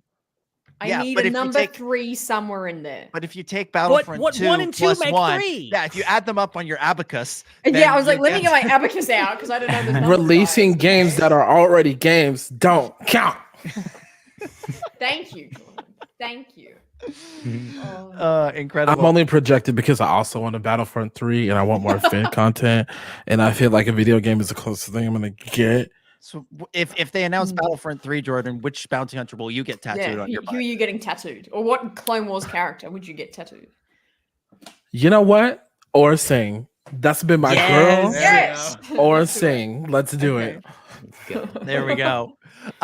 Jordan, I believe we're about to lose you. Yes. Is that correct? Oh, yes. We are so grateful to you for being on, and sad to see you go. Tell people where they can follow you and check out Tales from Beyond the Galaxy. You can check out Tales from Beyond the Galaxy on YouTube and Twitch. We got that Instagram popping. We got that Twitter popping sometimes, because sometimes I'll be forgetting to post on Twitter. But it's fine. Anna keeps our Instagram alive and well. Tracy, he does what he can. He's an Amazon worker. So like we see him when we see him sort of thing. We talk about more than just Star Wars, even though Star Wars is half of our personality. So whenever we like try to talk about other things, we always are like, yeah, so like Daisy Ridley. And it's the funniest thing ever. We are supposed to go live every Wednesday, but that has not happened these last 2 Wednesdays because we have some stuff going on. But we should be back next Wednesday at 7 p.m. Central. I'm so sorry, but y'all gonna have to figure out the time zones. I don't know. Get your abacus out. Get those abacuses out and start figuring out the time zones because I can't help you. Get your abacus, get your sundial. You guys can figure it out. Yeah. You've got the technology. Yes. I need an hourglass too. Yeah. We go to cons we go to conventions in our local area. We're all from Texas, so we go to mainly Texas cons. So if you're in the Texas area, or if you're traveling to a Texas con, you might see us there. We do panels, and we're gonna start vlogging those this year. So that's gonna be a cool thing. I started cosplaying again. I'm back on TikTok. My username is right here in my name. So feel free to go to that as well. 66. Yes. And yeah, that's all I got. There you go. Thank you so much for having me. It's great to Jordan. see you all. Always a pleasure to talk to you guys. Thanks for coming. Of Thank you course. for being here. Good to talk to you. Thanks, Jordan. Yes. Oh my God. My mouse was on the wrong red button. Y'all was about to, y'all show was about to be ended. Yeah. I have way too much power. Okay, anyways. All right. See you guys later. Bye, Jordan. All right, let's keep going with Vlad's question here. Oh yeah, being able to play as Gungans in a video game. I mean, that's where we were. Look, wow. if they do that for Battlefront 3, I'll get a Clone Wars character tattooed on me somewhere. Like, Thank you. I mean, I have to. I don't want to be that guy, but pushes up glasses. We can do this already in Battlefront 2. Just go to hunt mode. Hunt mode in Battlefront 2. You can play as Gungans versus snipers, droid snipers on things. I've done it a million times. You can also play as Wampas on Hoth. You can play as Ewoks on Endor. Just go to hunt mode. If the game is as it was back in 2005 in 2024, this new version of it, just go to hunt mode. It's great. There you go. There you go. Yeah. So Ben, just for anybody that you've mentioned this off the top, but for anybody who doesn't know what we're talking about, give us a quick summary of the announcements about Battlefronts. Okay, so we got the announcement yesterday, day before yesterday, that which included me almost bursting into tears, happy tears, in bed when I woke up that I found out this is happening. Star Wars Battlefronts 1 and 2 are coming out on this new thing called a Star Wars Battlefront Classic Collection, I think is what it's called. Basically, both the original games from 2004, 2005, seemingly intact with all the bonus features, plus like there's extra stuff like there's Ventress and Kit Fisto were playable characters only as DLCs on Xbox Live. Those will be included. You've got planets like Renvar and what was the other one? Cloud City. It's all included. They're just throwing everything back in. It'll be 62 player online play for 62. I would assume like half 64, and half, but like 64. Sorry, I knew it was a 60 something.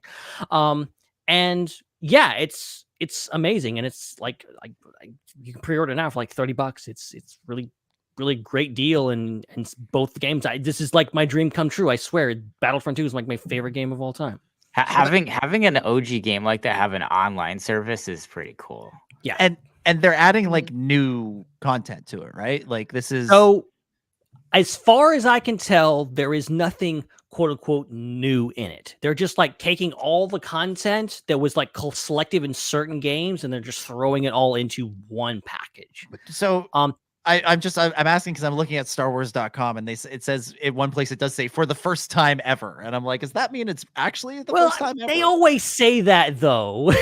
It's always like, oh yeah, it's for the first time ever in one game. You can buy one game and get both games, okay. And obviously it's first time ever. And for the record, this is PS4, PS5, Xbox One, Xbox S, a PC, obviously Nintendo Switch. Like it hits all the consoles. And this comes out March 14th, I think. So yeah, it's pretty much everything. Because like I would have been totally cool with like, oh, here's just a port. Here's just a basic port, no improvements, no nothing. It's just the game. And here it is. Here it is on the next gen consoles. Like I would have been fine with that. But the fact that they like it looks better and there's improvements on it. And it's including all the content, all the old DLC content. It's really cool. What they should do is add sequel trilogy stuff. Like just to mess with people. Actually. Yeah. Just make it still look like it's from 2005. That's what I want. Wonder, in the world where all our dreams come true, if there is someone back there at Lucasfilm or a group of people perhaps going, let's spruce this game up. It was an old classic. Let's put it out. Do people still care about this? Does people still like Battlefront? Did they want this and put it out and just to, I mean, we say it a lot. Disney, they like to read into the reception of things. They like to read into the numbers of things. And I wonder, part of me does wonder if this whole, hey, we're redoing it and it's coming out, your favorite, game, yay, let's go. If this is a little bit of a research assignment to see if this should be something they should really revisit to bring out another Battlefront game that is completely updated. There's been so much content since the last update of Battlefront to the newest Battlefront. There's been so many shows, movies, well, not movies actually, but characters, so many things from that. And going forward, maybe in the next few years, maybe it should be something that should be really on their card. So yeah, I wonder if this is actually a little bit of a research task. Go ahead, Ben. Go ahead. No. I'm just thinking like obviously it's this is a move made to please us old folks that used to play get on their PS2 back in the day. Like this is made for us old people to make us happy. Like, but I'm curious because like looking at the footage they released trailers for the PS2 version and the Nintendo Switch version. I'm like, look, I'm like, it looks good. Like the graphics, like they're not Jedi Fallen Order, obviously, but the game still looks pretty good. And I genuinely think like that scheme of like gameplay, I think that they developed for those games really worked a lot of ways. A lot of things like I wish certain games, modern games, were like that original Battlefront 2. I gotta say, just to quickly say, the game mechanics of PlayStation 2 games are the best game mechanics. The graphics obviously got better and better and better 3, 4, 5, but like I don't think anyone's actually replicated the full game mechanics from the PS2 games. Like every franchise, I think peaked. Like Madden peaked, 2K peaked, Star Wars games peaked, a lot of like racing games, Gran Turismo, things like that peaked. That was the best mechanics, the way the games were designed. And these two games were so revolutionary at the time because it really was like this huge thing of just like, yeah, you spawn on Hoth and you go to the hangar and you get in a snowspeeder and you fly out and you fight AT-ATs, or you spawn on a carrier and you fly out in a TIE fighter. It's like this had never been that you felt like you were really in Star Wars. I think there's few games that really recaptured that feeling for me. Which is why it's genuinely like one of my favorite games of all time. Like last week, I confessed I was a Fortnite kid. Okay, I'm doing the Fortnite thing. This might actually break my Fortnite addiction. Okay, because this is big. So I have another question about this, and I don't expect anyone to know the answer to this, but 42. I'm reading the StarWars.com story. And it says that the game's going to be available for all of these platforms for the price of $35.01. What the hell is the penny for? It's for the 501st. I'm telling you right now. Free that makes 501. sense. That makes sense. Duh. It took me a minute too. Then make it $5.01 or $50.10. That's not the market value. Why is wow. That was never going to happen. Just be glad it's not 40 something. Should be $66. It should be. No, You gotta add a couple please, more games to that. don't give them any ideas. It hasn't out yet. They could change the price. Yeah, they could. I just On thought that sale. was so The weird. deluxe price. Also, another quick fact about this thing. If you remember, if you played, for those of you who played Battlefront 2, you'll remember that there was Hero Assault, which was all the heroes and all the villains against each other in Mos Eisley. Yeah. Now that is going to be available on all the maps. Oh, there you go. That's how. That's a super fun. See, mode. Chris knows. Chris is like no. us. He's like, oh. I like, know. You know. Wait, no. You know. I have a hack here. I don't remember if I played it on the PlayStation 2 version, but the new Battlefronts also, I think, have that mode, and I played it on that. Okay. So that's how I know. I know because I've spent more hours playing the new games than the PlayStation games. All I know is two I games. know that Mos Eisley map better than I do know my own hometown. That's a good map. Yeah. I know what you mean. Amazing. All right, great questions, Vlad. Next one comes from Dr. Hugh17 again in the Discord, who says, what are some of your favorite memories from the first two classic Battlefront games? For me, the first game I had lots of fun playing on the Geonosis Spire map and dogfighting over Bespin platforms. For the second game, playing co-op on Galactic Conquest was a highlight.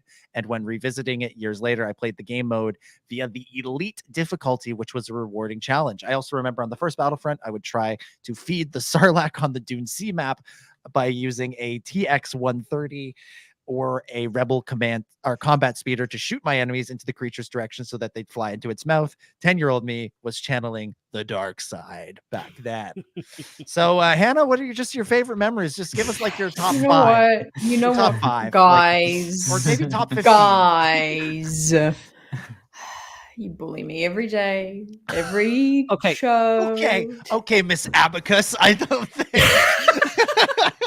Okay, miss that last. Okay, I don't think you have a leg to stand on this week. Maybe other weeks. An olive branch of understanding here. This will actually be my first time ever playing the original Battlefront. I've played the hell out of Battlefront 2.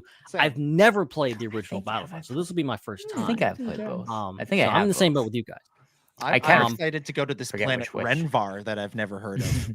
I didn't have an Xbox, so I've never been there either. Yeah, I to me it just sounds like you're going to Denver, but slightly different. Renvar.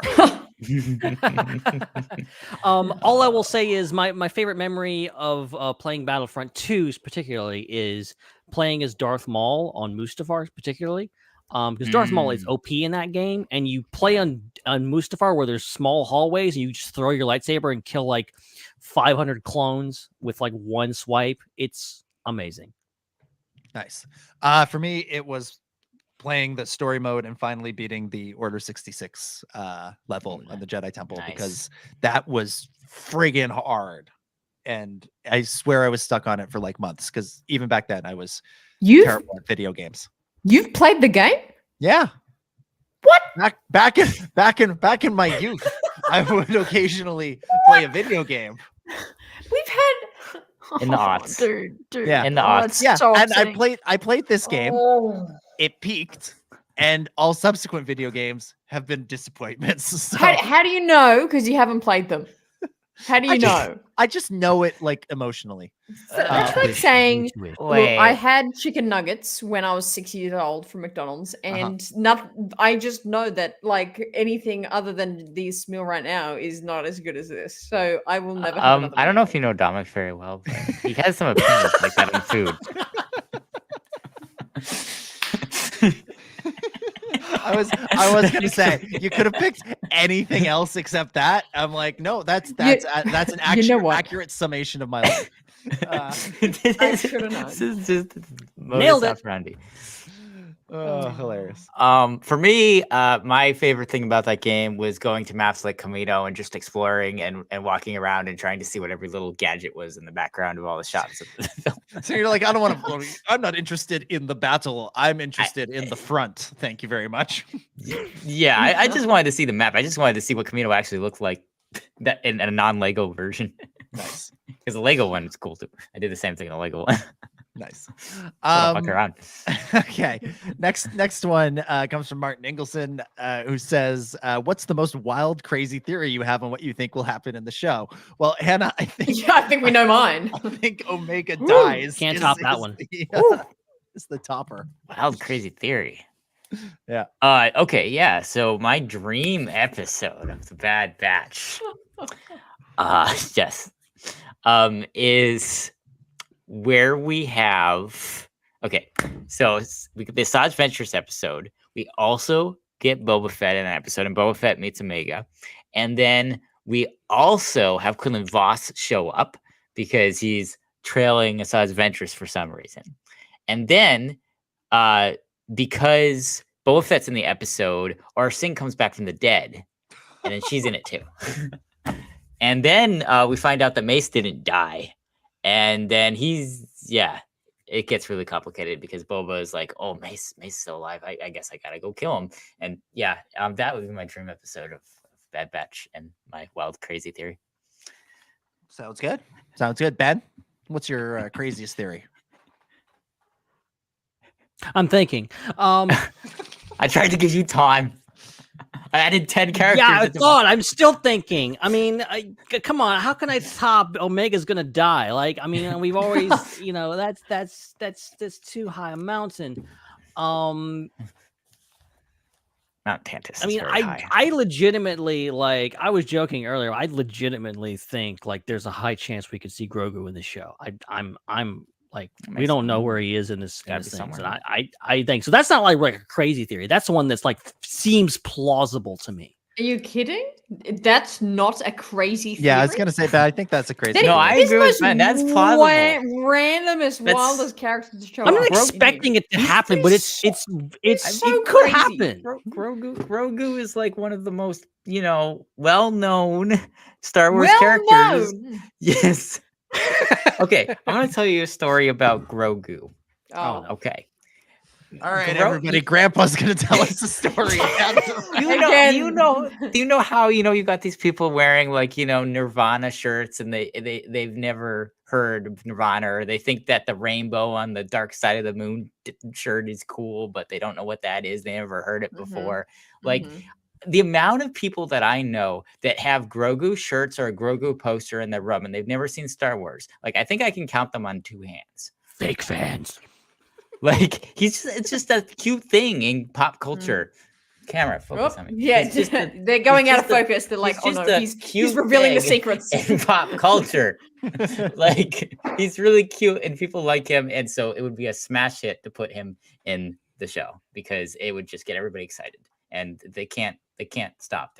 They capitalism, Disney, but for money.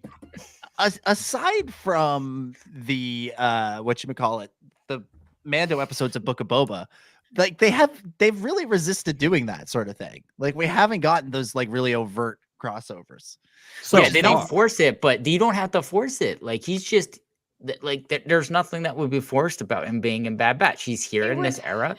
Like, it would take away from Amiga's story though as a character. Like, Amiga is the Grogu of the Bad Batch. Mm-hmm. I don't know. I'm not saying I want it to happen. I'm saying it's possible.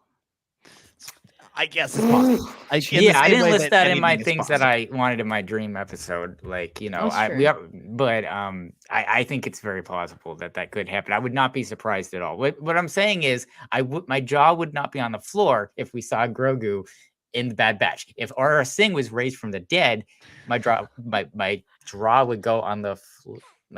I can't talk. Yeah, you would go on the. You would be on the. You would just be the whole of you would be on the floor. Yeah, all of me would be on the floor if Aurra Singh is brought back from the dead. There you go. Oh, I love it. I don't think she's dead yet at this point in time because we know Beckett kills her. When did we don't know. We don't know when that happens. It's closer to Solo, probably. That's a good point. So she could just be in the episode. There you go. So who's more plausible, Aurra Singh or Grogu? You know what? I'd say Aurra Singh. I'd say Aurra Singh. Yes, I would say that too. Yeah. No, yeah. But Mace coming back from the dead. That's another story. Yeah. That's probably gonna happen. Crazy days. Oh, now that's Dominic's plausible theory. No, my theory, what I would like to happen is I'd like for there to be a reveal, like right at the beginning of an episode, that Dr. Hemlock kidnapped Asmorgan from Rebels and cloned him over and over again. And then we get an episode that's just basically 21 and a half minutes of different ways of murdering Asmorgan. That's, I think, is what I'm going for. I was trying to figure out how you're going to What about a mini army of Asmorgans? Yeah, and just like there's just one right after another one, and Wrecker just punches them and they fall into a Sarlacc pit, and then Wrecker punches the next one and falls into a Sarlacc falls into a pit of puffer pigs and he gets crushed. There you go. Yeah, it's the fever dream episode that's gonna happen. Percy will eat them all up. It'll be great. All right, next question. This one comes from the Raven. This is an appropriate question. What's the Raven? Was Omega eating chicken nuggets or latkes? And on a scale of 1 to 10, how hungry did they make you? Nuna nuggets. She was eating Nuna nuggets and very hungry. More evidence that Grogu could show up. They got nuggies now. You know, anywhere where there's nuggies, there's Grogu. That's Grogu food. Grogu trap there, right there. What the hell is it? Sorry, go ahead, Hannah. Go ahead. It's all you. I was going to say she fed one of those Luthans or whatever the animal was called. The Luthans, Lacra or something. Like no, it was a Luthan hound, and every time it growled, it was actually saying, "Don't you want to risk it all for something real?" Oh no! Oh so what do I sacrifice? Woof! Everything. Oh, it's so freaking good, man. Oh, now I'm imagining one of those things talking to Saw Gerrera. That's so funny. What the hell was my point? He escaped to go find Krieger or whatever his name is. Krieger, yeah. Krieger. That was leave the him point. behind. That was the whole Would point. you kill me? You would kill anyone. And then that Luthen dog thing was just like, rawr, rawr. There we go. There's the crazy episode that'll happen. The Batcher will confront Saw Gerrera about killing Tech. That will be what's that? Amazing. What the hell was I going to bring up? Oh my god! I don't know. Yeah. Omega feeds it 3 tiny ass nuggets, and it's like, okay, I'm full, thanks. It's like what the the hell? That is barely enough. And it's like, thanks, I'm like a ravaging beast, but like that's plenty for me. It's like, what the hell? And like that was surprisingly nice, like prison food. Like if those were like chicken nuggets or something, like gruel or something. Yeah, usually like you expect it to be like disgusting soup or something, like just something that's like you wouldn't be enjoyable. Whereas those looked like she just walked right out of McDonald's. You've been talking about chicken nuggets too much. Now there's Yeah, Hannah's frozen. Oh, you look very intense and perplexed at the same time. I do. Okay, we'll continue. I'll fix this. You talked about nuggies too much. Now all of my Grogus have all the Grogus have shown up. Yeah. All right, let's keep going. Question from J Augustine 92. Do you think we'll ever see the canceled Clone Wars episodes when they greenlit a final season for Disney Plus? I was hoping we'd get all of those episodes. The Maul Dathomir arc sounds amazing. Hope so. I've like, because I've gone back and forth on this. Like, I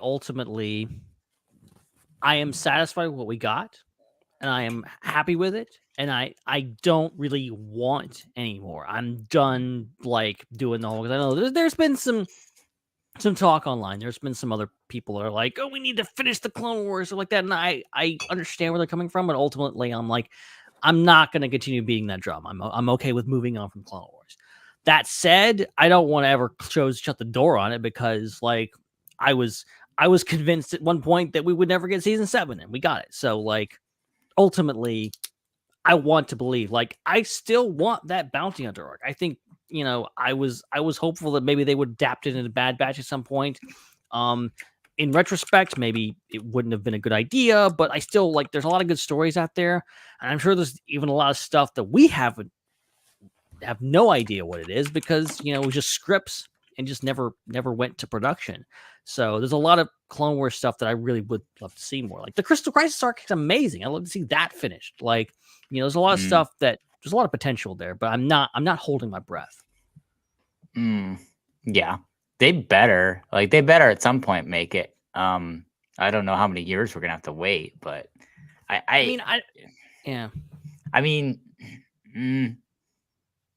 some point, like, this Star Wars it's just such a big audience that I feel like they're going to go back and they're eventually going to remake a lot of the stuff that just didn't get made for this reason or that, as long as it still fits with the brand.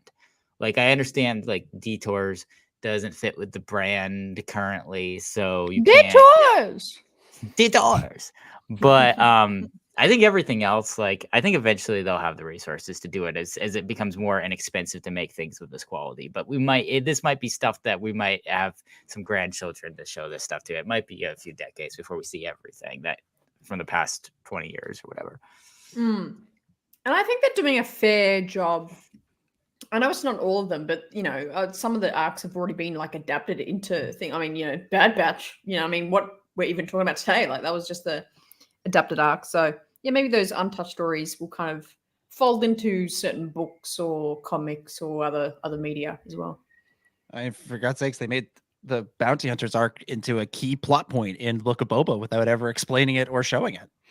And you just kind of have to have watched that celebration panel to have any vague sense of what was going on there. Anywho, good question. Jesse says, playing the Sith advocate tonight, do you think Star Wars has gone on long enough?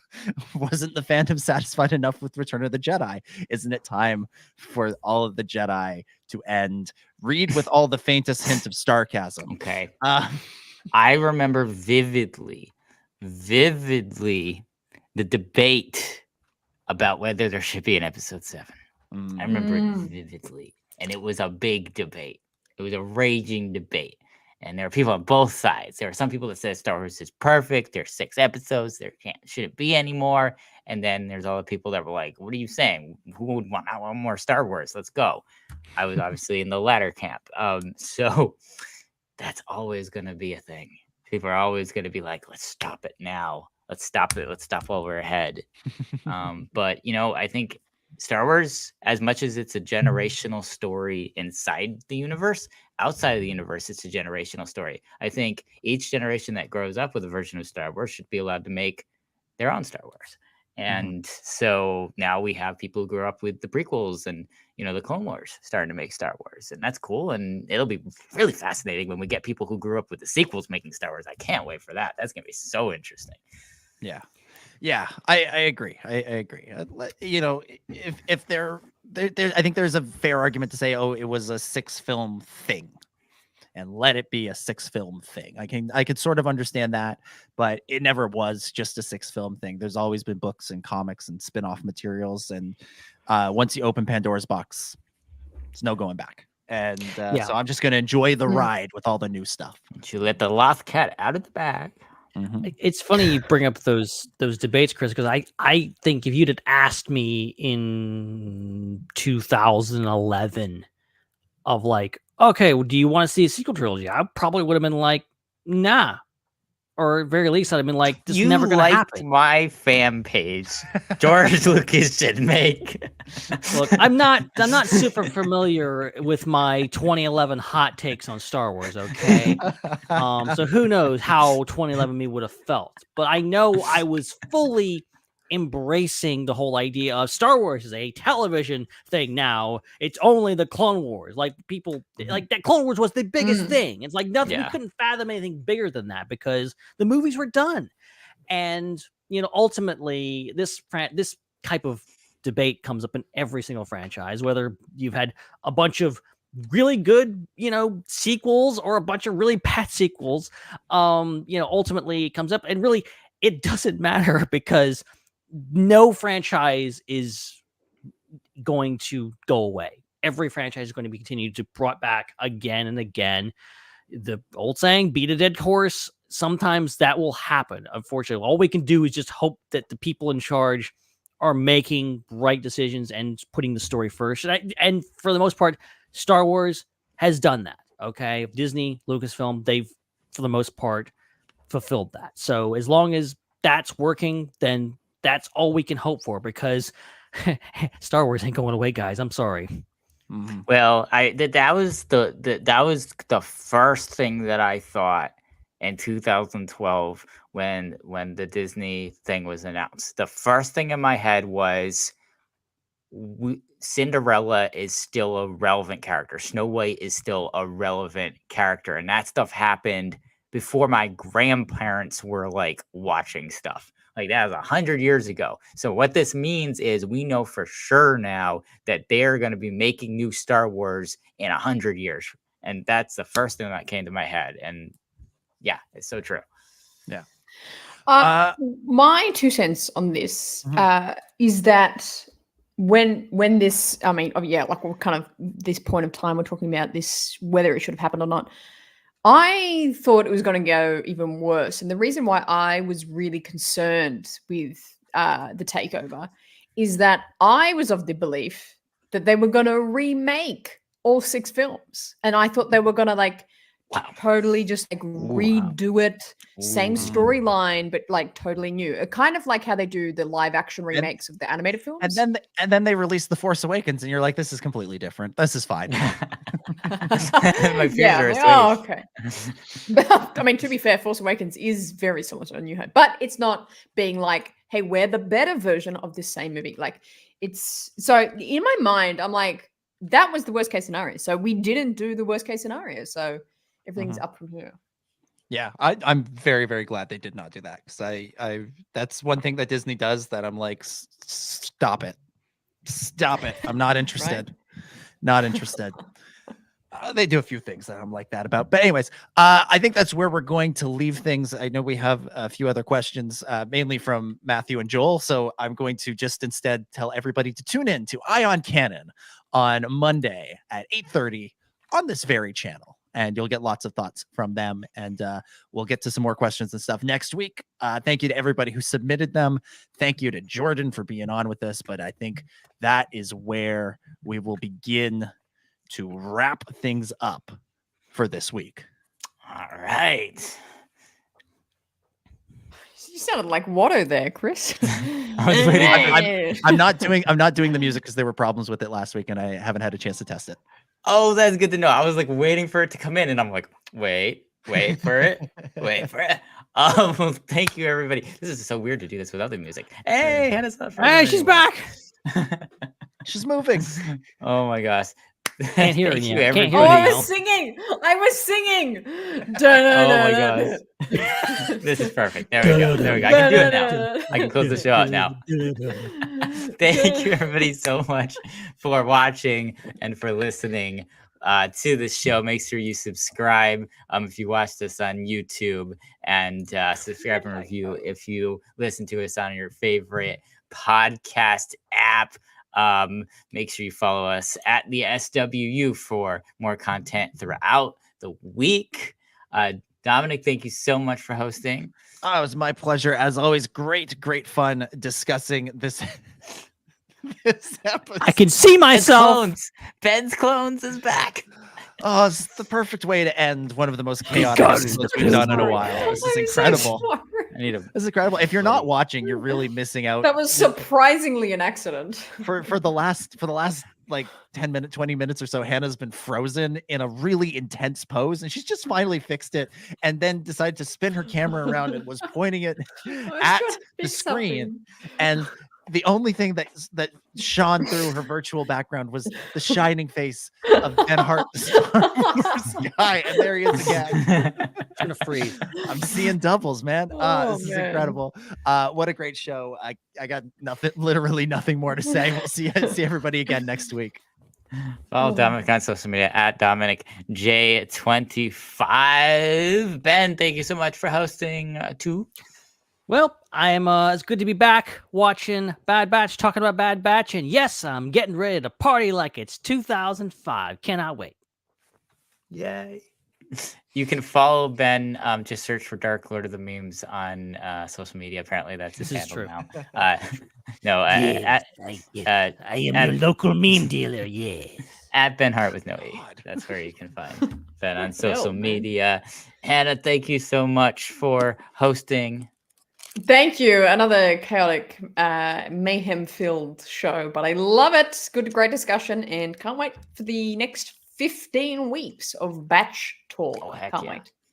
And you'll get way more content as well about those 15 weeks over at the Raeside YouTube channel. So make sure you follow Hannah on social media at the Raeside and subscribe to her YouTube channel, the Raeside RAE side. And as Dominic mentioned, special thanks to our guest Jordan from Tales from Beyond the Galaxy. Once again, you can follow him at TBluePulsar66 on social media and search for Tales from Beyond the Galaxy.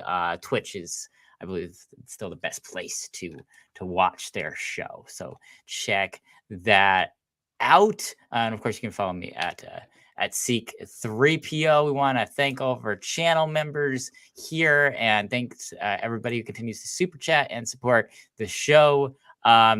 And make sure after you finish watching this, you head over to our Discord. Link is in the description for more fun game nights, movie nights, and discussion about Star Wars and beyond. And you're not allowed to come back next week if you have not followed us on Threads at the SWU. So, and it's been mentioned many times, but we'll do it one more time. Check out the Raeside, check out Ion Cannon, check out Tales from Beyond the Galaxy, Tractor Beam, and more on the Star Wars Underworld Podcast Network. Thank you, everybody, for Jordan and Hannah and Ben and Dominic. My name is Chris, and may the Force be with you. All right, where's the fade out button? Fade Hannah out. True. Let me just quietly.